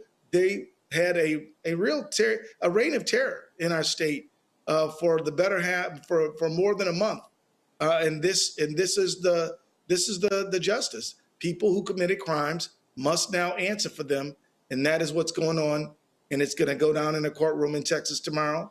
My staff's already there, ready to make the proper legal arguments, and we're confident that justice will prevail. See, this is why it is a joke listening to any of these people declare that they are law and order. And then when they have the audacity to criticize Democrats or progressives or leftists or liberals, saying they don't support law enforcement, when these people have no problem when 2 things happen. First, when law enforcement commits a heinous act and then they defend them, or in the case of January 6th, where they attack law enforcement, but because the greater good for them was Donald Trump leading a coup, then it's, okay, the hell with those law enforcement officers. Well, it is not consistent at all. In fact, I think it's fair to call it hypocritical. The officers who arrested Christian Castro, the Texas Rangers, I want to thank them. I also want to commend the sheriff in Cameron County, Texas, who is doing his job. He's holding Castro in custody, awaiting the signing of the extradition warrant. So I will say, I'll be one to say that I thank those law enforcement officers who are doing their job. It's just the executive in Texas who's not doing it for political reasons. And that's really unfortunate. This didn't have to be some big political stunt, but, you know, Governor Abbott has turned it into that because he's trying to make a political point, which is that if you, on behalf of Donald Trump and Abbott, kill people and shoot them pursuing this immigration agenda where they're essentially terrorizing people inhumanely, then it's okay. But if a law enforcement officer actually tries to enforce the law in a fair and unbiased way, they don't have any support from Mr.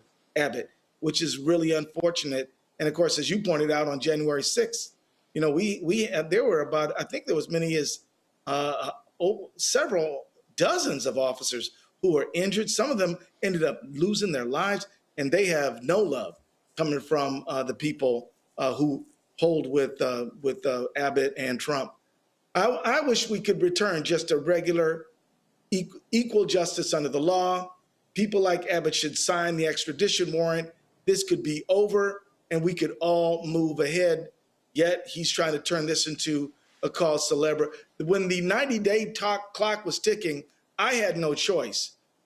We wrote him several letters asking him to do his job under the Constitution. He has not done so, so he forced us to sue him, and that's why we're in the posture we're in right now.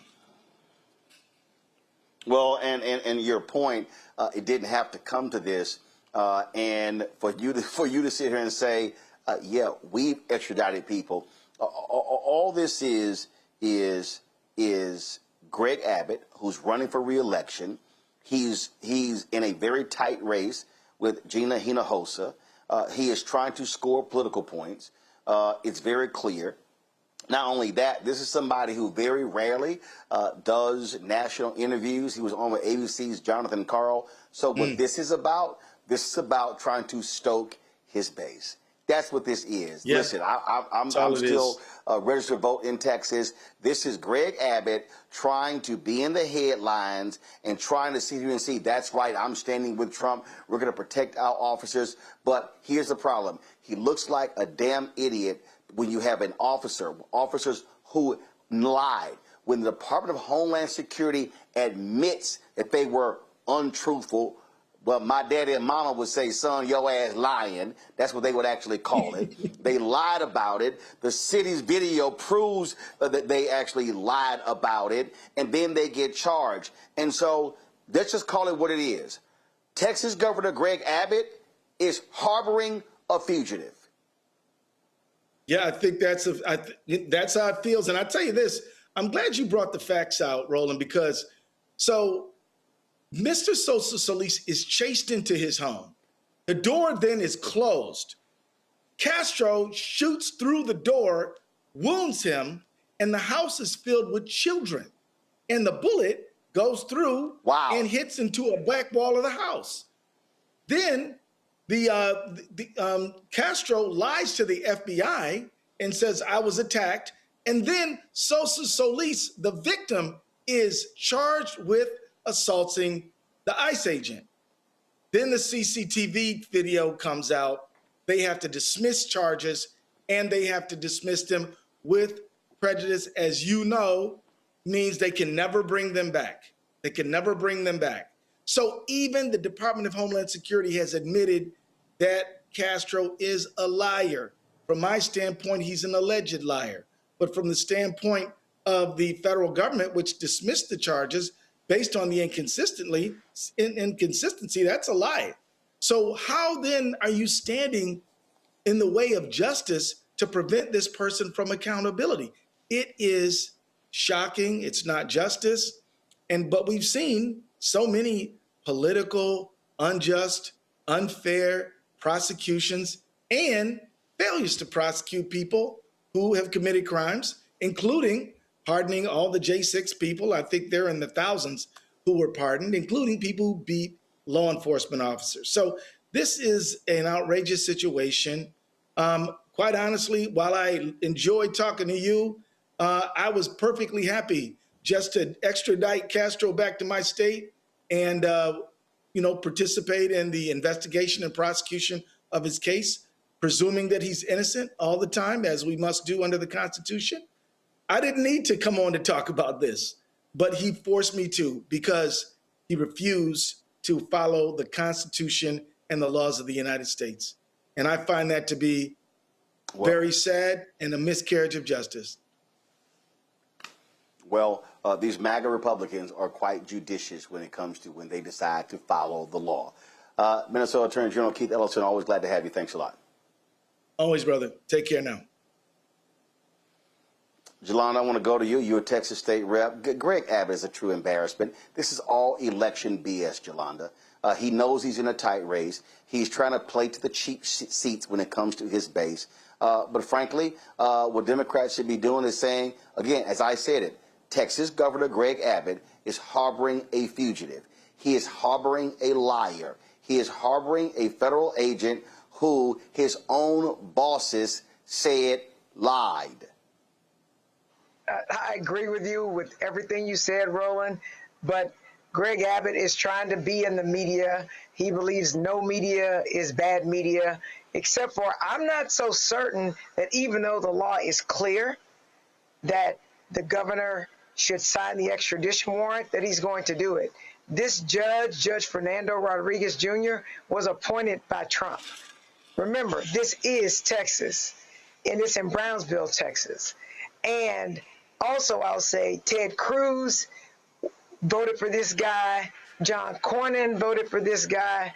So I don't think it's a done deal with the federal court following the law, because since Trump has changed the Supreme Court and has appointed all these people to the bench, what used to be the law is no longer the law in stare decisis, which is precedent is what it is, no longer exists. But of course, Roland, he's doing that because polls show that Gina Hinojosa is polling better than Abbott. But I also think that this stunt, this tactic by Abbott, does a couple of things. One, the ICE agent is Hispanic. There are a lot of people in South Texas who love what Trump is doing. Believe that or not, that's a whole nother conversation for another day. But also the people that they lied on are Hispanic. So he has something for every kind of person who wants him to deport or not deport. So I think for Abbott and his political agenda about whether people will support him or blame him, I think that for him, he has to do it because it's helpful to him. But I'm not convinced that the judge will order the right result. I'm just not convinced of it. I mean, I do live in Texas. It is in Brownsville, and those South Texas Hispanics vote against their interests all the time. Hey, I get it. I get it. But you know what, Renita? I'm telling you right now, if I'm Gina Hinojosa, if I'm Texas Democrats, if I'm Tallarico, and if this judge rules against AG Keith Ellison, I'm telling you right now, I'm sitting here saying, hey, Mr. Law and Order, you are harboring a fugitive. And I'm using the Department of Homeland Security against Greg Abbott by saying the man's own bosses said he lied about what took place. The video contradicts it. You're harboring a fugitive. You don't care about law and order. You're trying to score cheap political points. That's what I would do. I would hammer Abbott's ass over this. Absolutely. But you know what? I'm not even surprised because we have always seen in this country that white, powerful men have always believed that they are above the law. It's rules for thee, but not for me. And Greg Abbott is no exception. You also have to look at how much democracy breaking we've seen under the Trump administration. Deciding not to follow the Constitution, as Keith Ellison mentioned, that this is literally a part of the Constitution, and Greg Abbott just deciding, oh, well, you know, I just really don't have to follow the Constitution, is another point of breaking democracy. We have seen more and more and more of the breaking of democracy under the Trump administration. And what that leads to is everybody deciding to do their own thing. I mean, we only have a republic and we only have a country that decides to follow the way that our laws are set up so that things are done in an orderly fashion so that we are not making our decisions by everybody going rogue and just deciding to do whatever you want to do. And so when you venture out of that system, which is what Greg Abbott is doing, don't be surprised when you start to see others do the same. Randy? We keep having this conversation about what is lawful, what is right. But these people don't follow the law.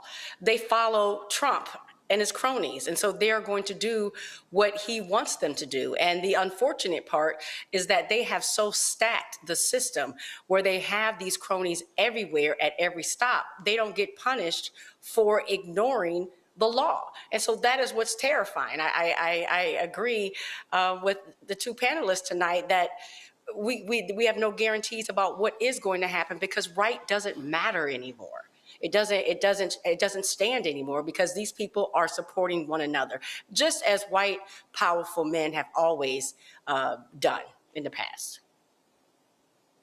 Well, we do have examples, though, where Trump judges have actually ruled against Republicans, and so we'll certainly see what happens in this case. Folks, let's talk about Phoenix and go to Phoenix, Arizona. My God, where two police officers have been fired and arrested for allegedly assaulting a couple during an unreported traffic stop. On Saturday, y'all, former officers 31-year-old Antonio Felix and Luis Vasquez Jr. were arrested and fired following interviews with detectives.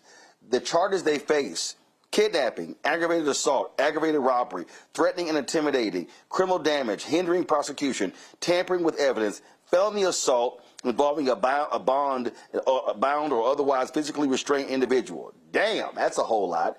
Okay, this took place August 5th around 11:30 p.m. in South Phoenix. Police said the two cops physically assaulted a man and a woman during the stop and used tasers on them. The officers also allegedly failed to report the stop or activate their body cameras. Phoenix Police Chief Matt Giordano said investigators uncovered significantly more evidence of what he called egregious criminal conduct. Both officers were given $100,000 secured appearance bonds and must wear electronic monitors if they are released. Damn! I'm like, what the hell were they doing, Renita? Listen, I wish I could say I was surprised, but I'm not, because we have consistently talked about police misconduct on this show so many times. And the only thing that's new is that now we've got social media, so stories like this can spread, and so people can understand what has been the full corruption of law enforcement since the inception of law enforcement in this country. I mean, this is what it is. And that's why when people were saying years ago, oh, it's just a couple bad apples. No, it's not. This is a system that operates without accountability. And what we do know is systems without accountability built into them are systems that turn into nothing but corruption. And that is what our law enforcement system is in this country. All right, folks. The former deputy sheriff who killed Sonia Massey in Illinois, he's dead. Sean Grayson, who shot and killed Massey in her home in July 2024 after she called 911, died in prison. He was diagnosed with colon cancer. He tried to get released because of medical hardship, but he was denied that. And again, his attorney sought it. He got hit with a 20-year sentence for second-degree murder while battling advanced colon cancer. Jolanda, may Sean Grayson rest in hell. Hey, man, you know what? I can't say nothing else like better than that. He was exactly where he was supposed to be. Sonia Massey doesn't get to be sick or be out with her family, so he needed to die in prison. I don't feel bad about it. I won't lose any sleep about it. And damned in hell, just like you said. Look, that's how I see this, Randy. I'm glad he was denied. I'm sorry, you got hit with 20 years in prison. There are other people who actually die in prison, and he should not have been released. I'm glad they denied that. And so there's no reason. Sonia Massey should be with us. This was a thug deputy sheriff. He had no business shooting and killing her. And so, yes, he can go to hell. And that's where I think he's residing right now. Oh, he's absolutely in hell. And all I hope for is that it was painful on his way there. I hope he was not given any medication to make his transition any more pleasant than he deserved for it to be. My prayers still remain with the Massey family, her 2 children, and that's where my focus is. But that murderer, give no 2 damns about him. All right, folks. How shall I put this? There's nothing more embarrassing than to be a MAGA ass kisser and you're black. I don't know how South Carolina Republican Senator Tim Scott looks himself in the mirror after he goes on national television to expose his sheer stupidity. I don't understand how this man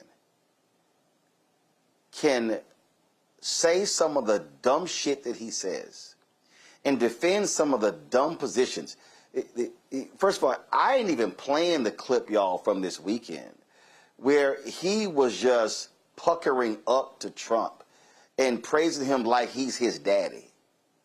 But he's on Meet the Press, and they're talking about the Senate race in Texas between Texas State Representative James Tallarico and the absolutely undeniably corrupt Attorney General Ken Paxton. Listen to this exchange between Kristen Welker and Senator Mushmouth. James Tallarico, as you just said, facing off against Ken Paxton. Paxton has faced allegations of bribery, fraud, abuse of power. He was impeached by his own party. You endorsed Senator John Cornyn in the primary against Paxton. So why do you now believe Ken Paxton has the character to serve in the U.S. Senate?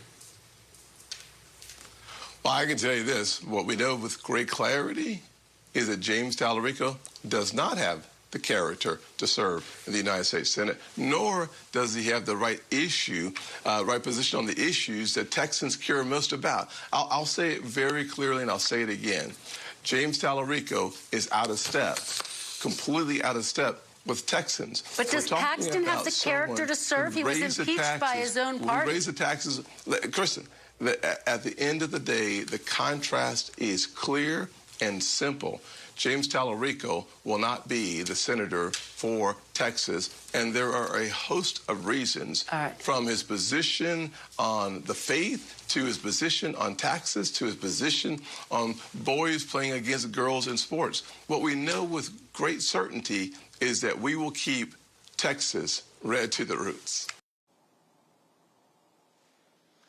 First of all, Tim Scott, you don't know shit about Texas. Let's just go ahead and start there. I suggest you just stick with your broke-ass state. Okay, so let's just stick with that. 2, Jolanda,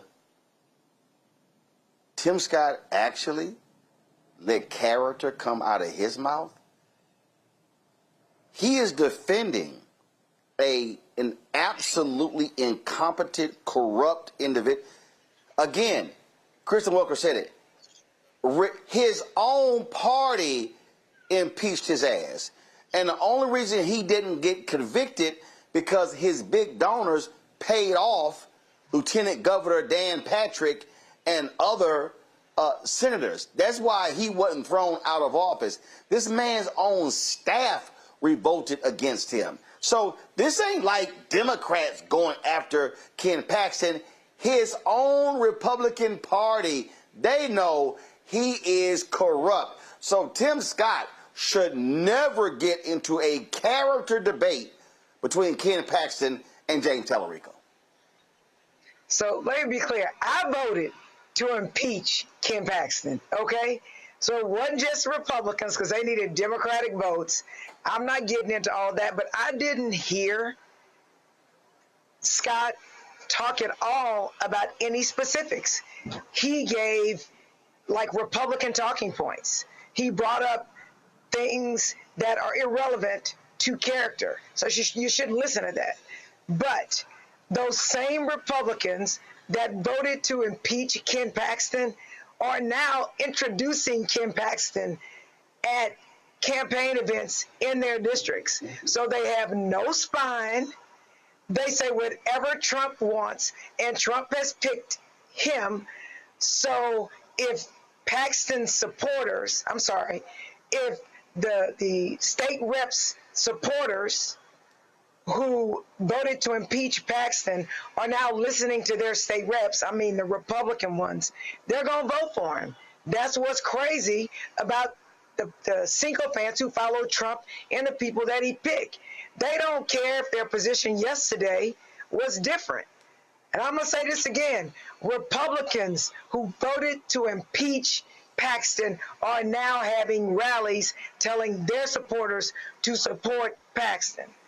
So, again, Tim Scott ain't talking about nothing because he stayed away from facts because facts don't help his argument. But I'm terrified that Republicans could care less that he has no character, that he's a criminal, he in London with his mistress, he cheated on his wife, and all kind of things, but they don't care, Roland. They just don't care. Right. And this is why early in the show, Renita, I was talking about, and I saw this interview that Congresswoman Jasmine Crockett did where she was talking about how black voters in Texas are not energetic and excited about Tallarico's race. And I'm real clear here. And I was having this conversation with several people over the weekend. And it's just exactly what Jolanda just said. Republicans, they know Paxton ain't shit. They know he a fake-ass Christian. They know he ain't real. They know he's a fraud. They know he's corrupt. They know he has no morals, no values, no principles, no ethics, no integrity, no honor. They know all of that. But you know what they gonna do? They ain't gonna sit on the couch. They're gonna go press that button. They're gonna go sit here and bubble his name in. And I am saying this because, again, what white Texans do, what Latino Texans do, I don't know what they're going to do. But this is what I'm saying to black people. Okay? I don't need your ass to be excited about Tallarico. I don't need him to tickle your fancy and ignite your soul. I don't need him to move you to do the holy dance. What I do want black Texans to know, that Ken Paxton ain't gonna do shit for you. Ken Paxton is going to vote for an agenda that is absolutely against black Texans. He is going to vote against funding for Texas HBCUs. Ken Paxton is going to vote against health care for black Texans. Ken Paxton ain't gonna do a damn thing. Ken Paxton has targeted black people in Texas. He's targeted Harris County voters. He's used, Harris County had created a program to help folk financially, and then he sicked the law on them and said that was unconstitutional and illegal. So I need black people to get out of this bullshit that, oh, I need to be excited. Let me tell you something. These people, their intentions are evil. Their intentions are to do harm to black Texans and to do black Americans. And in fact, y'all pull to the control room, I'm gonna drop a couple of videos in the group me. I want y'all to pull it out. I saw these two videos on social media of black folks leaving the Chris Brown Usher concert in Chicago. When y'all play the video, that's how I need y'all asses lined up for early voting. That's how I need your asses lined up on election day. See, I'm real clear on what Ken Paxton is going to do. If he's so corrupt, he not ain't going to raise his right hand. He going to raise his left hand. I'm telling y'all. See, y'all, black people, this is not a drill.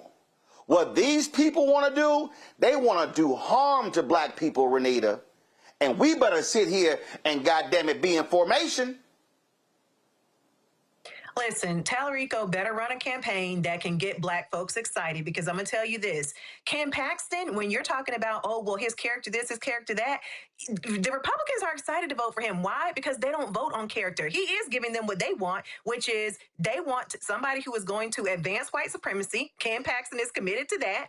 And they want somebody who's going to do it at all costs. So he is giving Republicans what they want. We make the mistake of thinking, oh, well, Republicans are going to vote on character. No, they're not. Look at how Donald Trump got elected. He's talking about grabbing women's vaginas, and they voted for him. That is not what, they don't vote based on character. They vote based on, are you going to advance white supremacy? Because that is their value that they care about, and they don't care what type of character you have as a candidate. If you're going to do that, they're going to vote for you. The other thing is, I would mention, is I think it's very interesting that they are giving Tim Scott the crap work as the token in the party, because this was a good interview that you showed, but I saw another interview with him and Kristen Welker. I think it was in the same interview where she asked him a question about the economy, and you know what he said? He said that the issues with the economy right now are still Biden's fault. And she said, well, we're 2 years into the Trump administration. What are you talking about? And he said, I don't care. It's Biden's fault. So they sent this man out here with all types of crazy talking points that don't even make sense. And it is the crap work. But hey, Tim Scott still has not learned that tokens get spent. Here's the thing for me, Randy, and I want to be very clear to anybody listening. I am not absolving the Tallarico campaign of investment. I'm telling you right now, the Tallarico campaign should be sitting here and asking for the endorsement of every member of the Texas Legislative Black Caucus, and they should be saying we're going to commit a six-figure sum in each one of your districts to turn out your voters. It should be a significant investment in Black East Texas, in Tarrant County, in Dallas County, in Harris County, in the Panhandle, wherever black voters are. But this is what I have consistently said, and we've had Cliff Latasha with Black Voters Matter as well. I am not waiting on a party or a candidate to excite me when I see evil that's coming at me, when I see harm that's coming my way. Now, again, let me be clear. Parties and candidates absolutely must make investment. They must be speaking to the issues. They must be holding town halls. They must be engaging the voters. But what I am arguing is that black people have black interests that are not party interests. And what I am saying is I have two choices in Texas for United States Senate. I have corrupt Ken Paxton and I have Representative James Tallarico.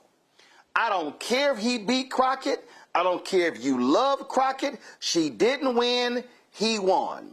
And these are my two choices. And what I know is I got evil over here.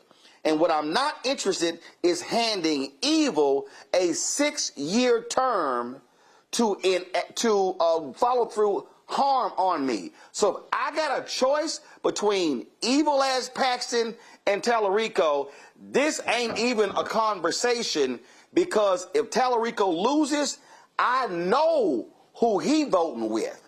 I know he gonna do whatever Trump says.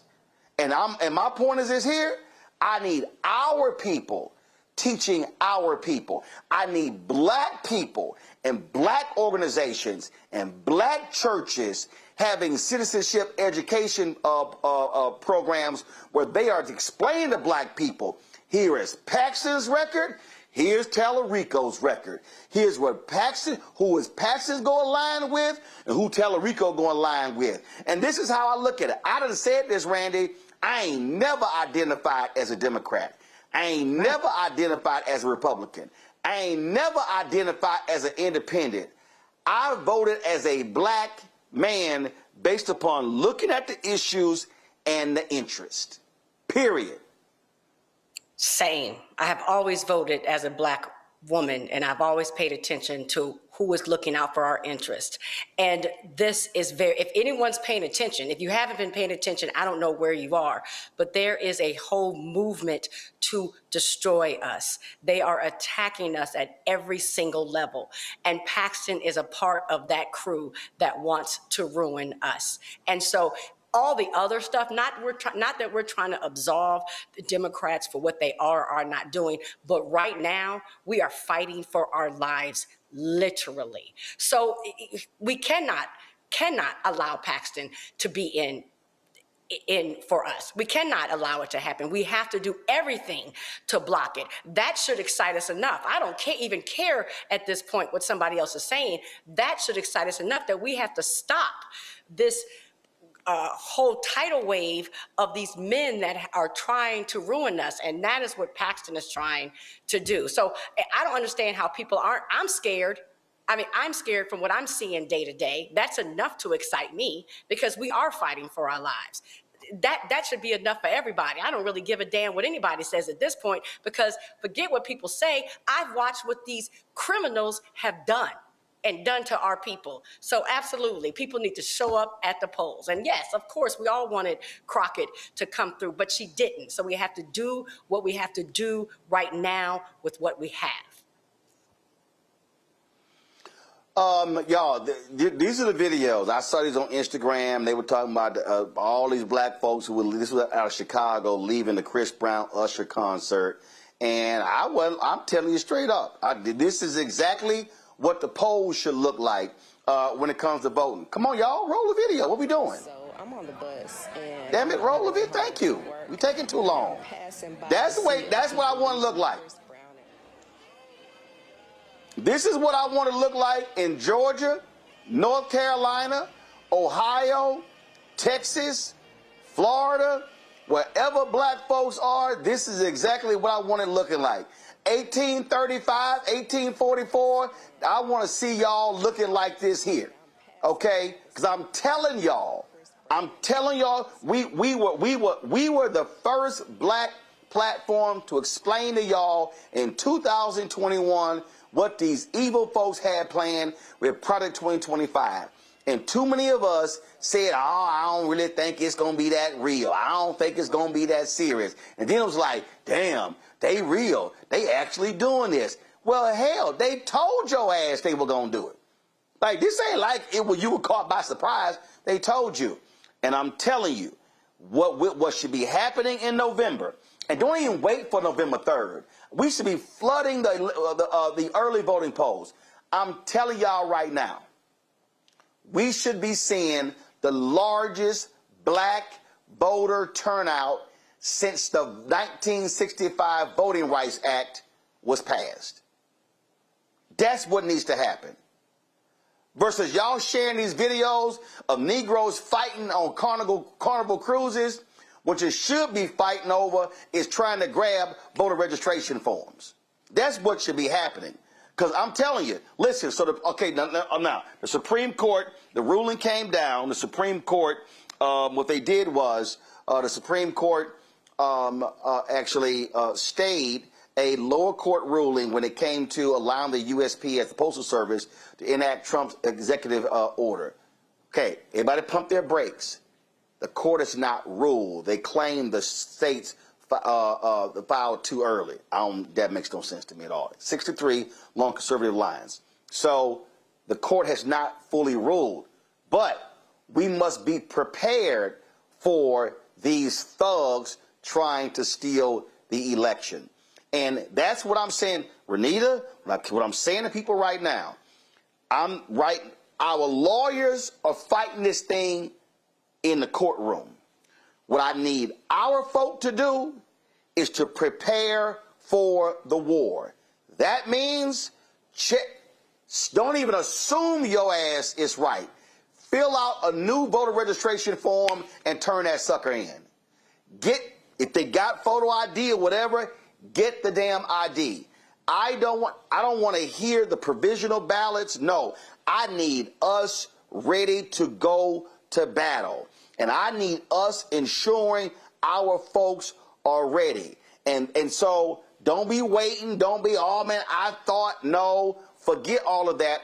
Because what they want, Renita, they desperately want us to be unprepared to vote because Donald Trump and MAGA Republicans, they are doing all they can to steal and rig this election because they know they're going to lose. Issue, and I'm glad you brought up the absentee balloting process because Trump has been attacking that ever since 2020 when he lost in 2020 during COVID, where lots of black and brown voters, even though he votes by mail. Right. Well, and it's worse than that. And so, listen, when the Trump lawyers came before my committee in Georgia, I was on the Governmental Affairs Committee, which dealt with election law. Rudy Giuliani and the other Trump lawyers came before our committee after he lost the election, and they were trying to get us to overturn the election results so that Trump could win. The first question that I asked them was, why are you attacking absentee voting? Why are you attacking that? In Georgia, when it was mostly older white people using absentee voting, they expanded absentee voting. So, and I don't think that Georgia is an anomaly in that. I'm sure other states across the country, when it was majority white, older people using that process, they would expand that process. And so the moment that we showed up in full force in 2020 and used the process mostly because of COVID and because we were taking COVID seriously, that's when they began to say, oh, well, absentee voting is full of fraud. That's where all the fraud lives. And, this process needs to be restricted. And so they have been on a mission ever since. But it's like you said, if people don't hear anything else, they should get this takeaway. Do not wait until Election Day to vote. I understand that culturally there's a lot built up around, the excitement of Election Day. But I'm going to tell you this as somebody who dealt with election law for 6 years and had to fight voter suppression in Georgia, where a lot of the bad stuff originated and then traveled across the country in the way of voter suppression laws. You can't participate in that waiting until Election Day stuff. You have got to early vote. You must, because early voting gives you an opportunity to see if they're going to deny your right to vote, like if they're going to tell you there's something wrong with your registration. It also gives you time to cure your ballot in case anything goes wrong. So do not wait until Election Day. And for every election, change your culture on wanting to vote on the election day. Don't do that. You must early vote. That's the biggest shift that I think that we need to make as Black folks. Randy? I agree. I mean, we have to be clear that they're doing everything in their power to block us from voting. They're trying to steal the election. And so this is why they keep going to court and bringing up these false charges about the veracity of mail-in voting and other things. And so, yes, we have to act as if people are working against us and trying to take our vote, because that's exactly what is happening. Yolanda? So, Roland, I agree with everything that you said, but here's what I know is a reality here. A lot of people can't afford ID. In Texas, we're forcing everybody to come back and get new IDs. I mean, a lot of times you're going to renew your driver's license or your ID. They're making it difficult. They just are. And so there are going to have to be things done, like you say, Roland, educating people and organizations, like you said, are going to have to help people. Some people do not have the money to afford IDs. But at the end of the day, Roland, you're talking about what we should be doing, and I agree with everything that you're saying, because it is dangerous and it can get worse, even though I believe some people believe it can't get any worse than it is now. But the truth is, you've got to spend money to get voters out.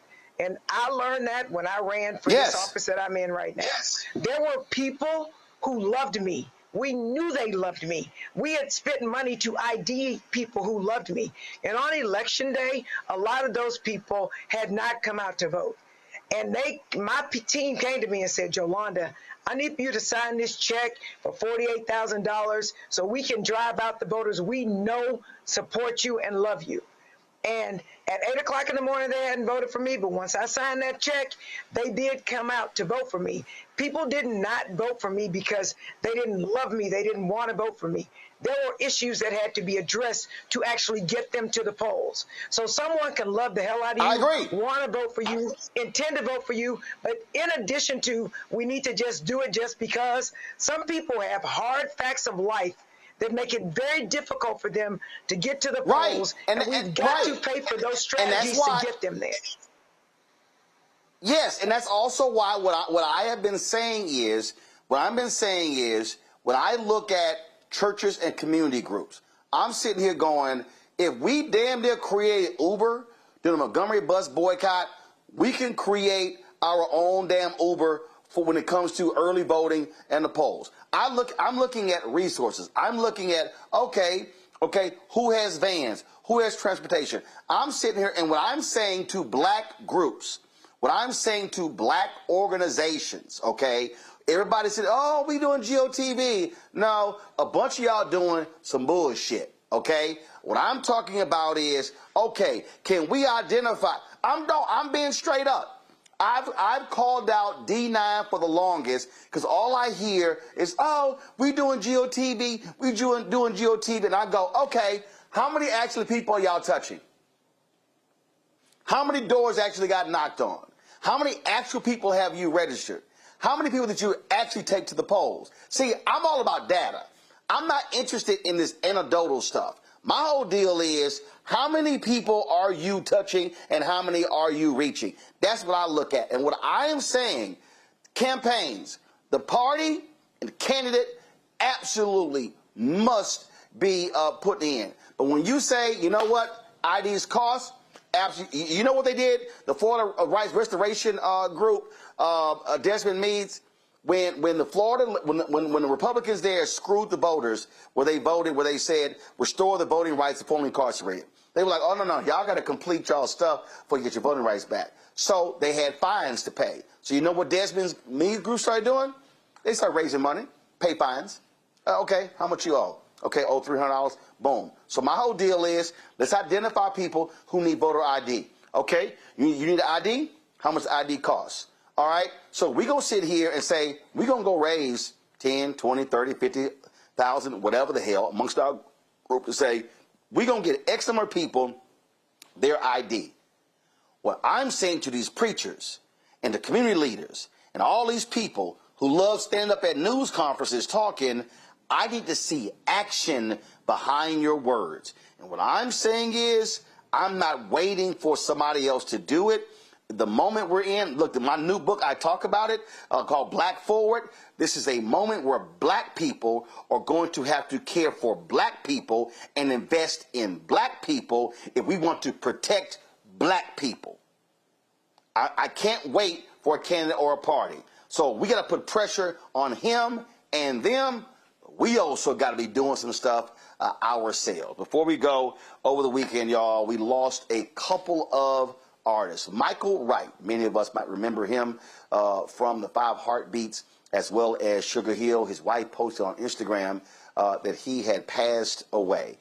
He was an extraordinary actor, a brilliant actor, and was 70 years old and passed. Again, so many of us remember him from that cult classic, The 5 Heartbeats. Robert Townsend and Leon and others posted messages. Robert Townsend said he was in tears when he found out that Michael Wright had passed away at the age of 70 years old. He had faced a series of health challenges. He dealt with substance abuse in the past, including a DWI arrest. But he appeared in a number of different productions, The Wanderers, V, The Principal, and Streamers. But he will forever be known as Eddie King Jr., or as many black people. This is what's so funny, Randy. Black people say, "Oh, Eddie Kane, Eddie Kane." No, it was actually Eddie King Jr. But black people, no, that's Eddie Kane. They didn't even say Kang. No, the role was Eddie King Jr. Right. No, I actually saw a video about that this weekend when I heard about his passing, and they were saying how, yeah, it's Eddie Kane to us, and that's always going to be Eddie Kane forever. Yeah, and again, a truly extraordinary thespian and someone who had significant amounts of talent. We also lost Benjamin Lattimore, R&B singer. He went by the moniker Lattimore. That's what he went by. Of course, had his 1974 hit. It's Let's Straighten It Out. He began his career in 1965, scored his first hit in 1973. With a remake of T-Bone Walker's Stormy Monday. It peaked at number 27 on the R&B chart. He followed that with If You Were My Woman, and reached, and then of course, but it was Let's Straighten It Out that hit the top 100. His career spanned more than 5 decades and produced 13 singles that charted. The last of those came in 1986 with Sunshine Lady. He released 27 albums and was inducted into the Blues Hall of Fame in 2017. Renita, my Lattimore song is Bad Risk. I love that song. Lattimore was 86 years old. Renita, I know you play some Lattimore, so let's not even sit here and trip. You know I do love blues music. We've talked about that before on here. We've talked about that here on the show before. So my condolences go out to his family, and I'm just glad to see that he was partially given some of his flowers being inducted into the Hall of Fame, because so many of these blues singers have made music that will live forever, and a lot of times they aren't given any flowers whatsoever. And so I'm glad to see.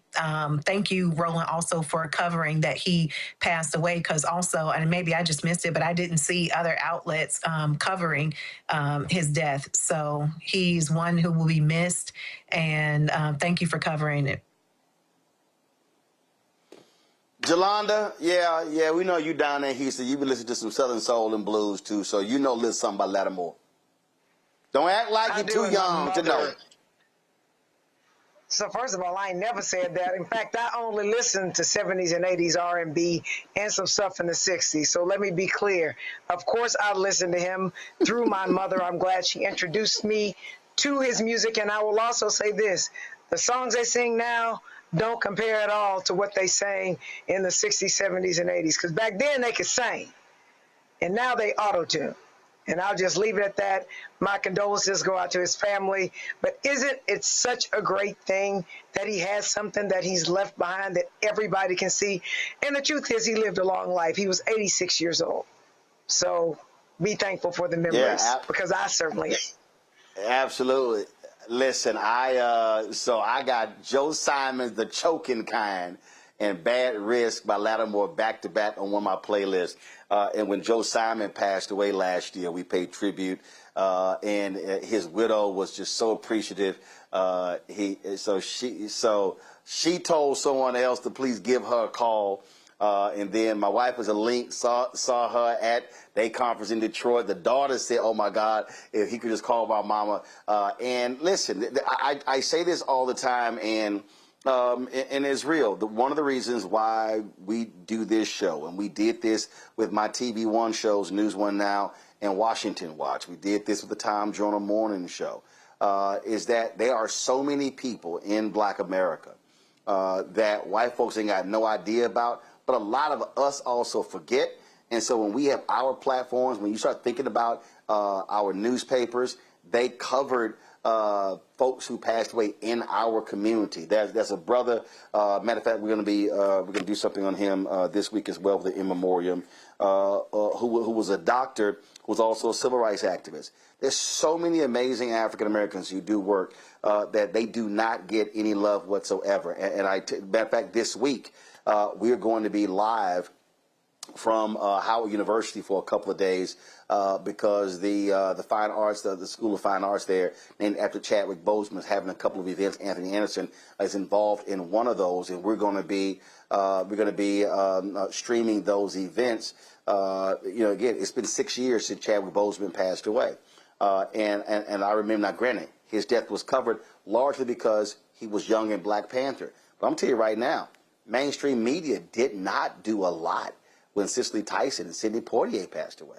And so so this is one of the reasons why Black-owned media is so important. Also, tomorrow, we'll be picking up the feed from Howard University. The king of the Ashanti Kingdom in Ghana is actually giving a lecture at Howard University tomorrow. We're going to have that on the show as well. I'm also shooting. We're going to have in studio the band Maze. Of course, they now formerly, the former members, they now have been granted the license to actually perform the music all around the world. So we'll be talking to them in the show tomorrow. So again, this is why Black-owned media matters. And you know what? There are other shows that Black people host, but they don't actually cover Black stuff, and that's fine. I don't care what other people do. People can do what they do. What we do here, we center Black people. We make Black people the central focus, and that's why we do what we do. We're going to keep doing that. That's important to me because we need a place where our story is always told, and that's why we always want to show love and appreciation to folks like Michael Wright and Benjamin Lattimore, both who passed away this weekend. That is it for us. Let me thank Jolanda. I saw that video on Instagram of you and your comments being taken out of context. Then I saw some other video where you were just sitting here dancing, acting all wild. So if y'all want to see a really interesting Instagram account, just go ahead and follow Jolanda. She get crazy. I'm shocked Randy is even at the house. Randy is always on some beach somewhere. I'm surprised she don't look crispy because she's always on the beach somewhere, gone forever. Yeah, Randy ain't never. Randy had the audacity to tell me I ain't never at home. You need to stop. Okay, at least when I'm here, I'm actually in the States. You always somewhere else. Renita, glad to see you as well. I'm here in Atlanta. Again, I was here. Chris Tucker had his golf tournament. Yeah, let me go ahead and play that. So we've got a couple of videos, y'all. I caught up with Chris. We had a quick interview talking about his golf tournament and what his foundation does. Y'all, we out here, of course, again, my third time playing the Chris Tucker golf tournament. My main man, Roland. Glad to be here. Did you play today? Did you hit? My favorite part is going around seeing all the people that came down here to dedicate their time, like you and so many others, man, to say hello. And that just brings me so much joy, man. And I appreciate you coming. And down. you had some great folks out. I mean, Dr. J, Kevin Willis, Kenny Lattimore, Jeffrey Osborne. Brian Jordan. Brian Jordan, man. We got a lot of people. You we had Lil Tigger. We had a comedy show, or we had Mike. Yeah, I missed it. I had a speech on Saturday, so I couldn't make it. Oh, you missed a good one. We had a lot of good people. Montel Jordan. We had Montel's Miles out here. Frost, who won a Tony Award for playing Michael on. He was late to the Broadway. picture. He was late for the picture. We had to wait for him. Yep, he was a little late, but we had a good time, man. We had a good time. But you here? Oh, we here. We had the best weather. We doing it for a good cause. We doing scholarships at Morehouse. We doing homeless ministry. We doing church ministry. We doing all types of things, man. We even did a heart transplant. And see y'all, and that's why. You need a new brain? That's why. Oh no. You good? No, this is an amazing brain. And that's why. That's why a couple years ago I just had to intercede in the auction, because Chris was like, okay, $20. I was like, Chris, smart man. It's a lot of stuff to pay for, Chris. I know, and he did it for free, because I ain't gonna pay you nothing. He said, don't worry about that, man. I got you. He did it, man. I said, as long as it's for free, and he did. I love you, man. Thank you. Baby. Once again, you always here for me. Thank you. All right, then. And we had the award ceremony. My team placed fourth. We shot 19 under. I think 22 and 20 under one. Yeah, your boy was balling. Wait till we show you the video. Chris Tucker's also his birthday, and we did this.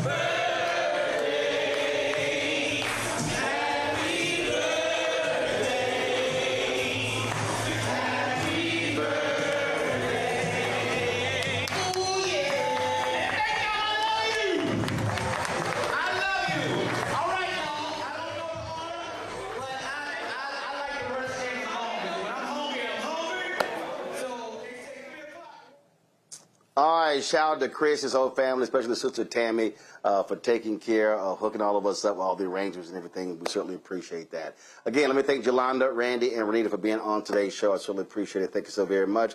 Folks, that is it for us. I'm back in studio tomorrow, leaving Atlanta in the morning. But if you want to join our Bring the Funk fan club, please do so. As I said, the work that we do is about us. It's about speaking to us. We don't have, major corporations, and we don't have big money folk cutting us checks. So your support is crucial for us to do the work that we do. We plan on really traveling around this country for doing town halls, doing the show on the road for the elections. And so your support is really important. Join the Bring the Funk fan club. You want to contribute via Cash App, use a Stripe QR code. You see it right here. This is also for credit cards. Checks and money order, make it payable to Roland Martin Unfiltered.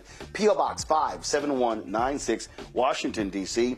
20037-0196. PayPal, R. Martin Unfiltered. Venmo, RM Unfiltered. Zelle, Roland at RolandSMartin.com. Roland at RolandMartinUnfiltered.com. Download the Black Star Network app. Apple phone, Android phone, Apple TV, Android TV, Roku, Amazon Fire TV, Samsung Smart TV. Also, of course, you want to get our Roland Martin Unfiltered swag, go to shopblackstarnetwork.com. Shopblackstarnetwork.com. You get all of our new merchandise. We've got some great new shirts and some other items. And so please go to shopblackstarnetwork.com. And all the products that you see in my studio, they are available as well. We've got more than 50 companies, folks, on our marketplace there. Everything you see right here, hats and dolls and backpacks and crossword puzzles and candles and skincare and all sorts of stuff, all available at shopblackstarnetwork.com. Folks, download the app Fanbase. Follow me at Roland S. Martin. And again, this week, we debut a new show, No Translation with Jeff Johnson. We're going to drop it on a Thursday, and so be sure to check it out. Y'all, that's it.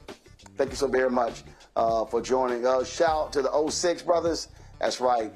Y'all know I was rocking the black and old gold today. That's it. I'm going to see y'all tomorrow right here, Roland Martin Unfiltered on the Black Star Network. Holla!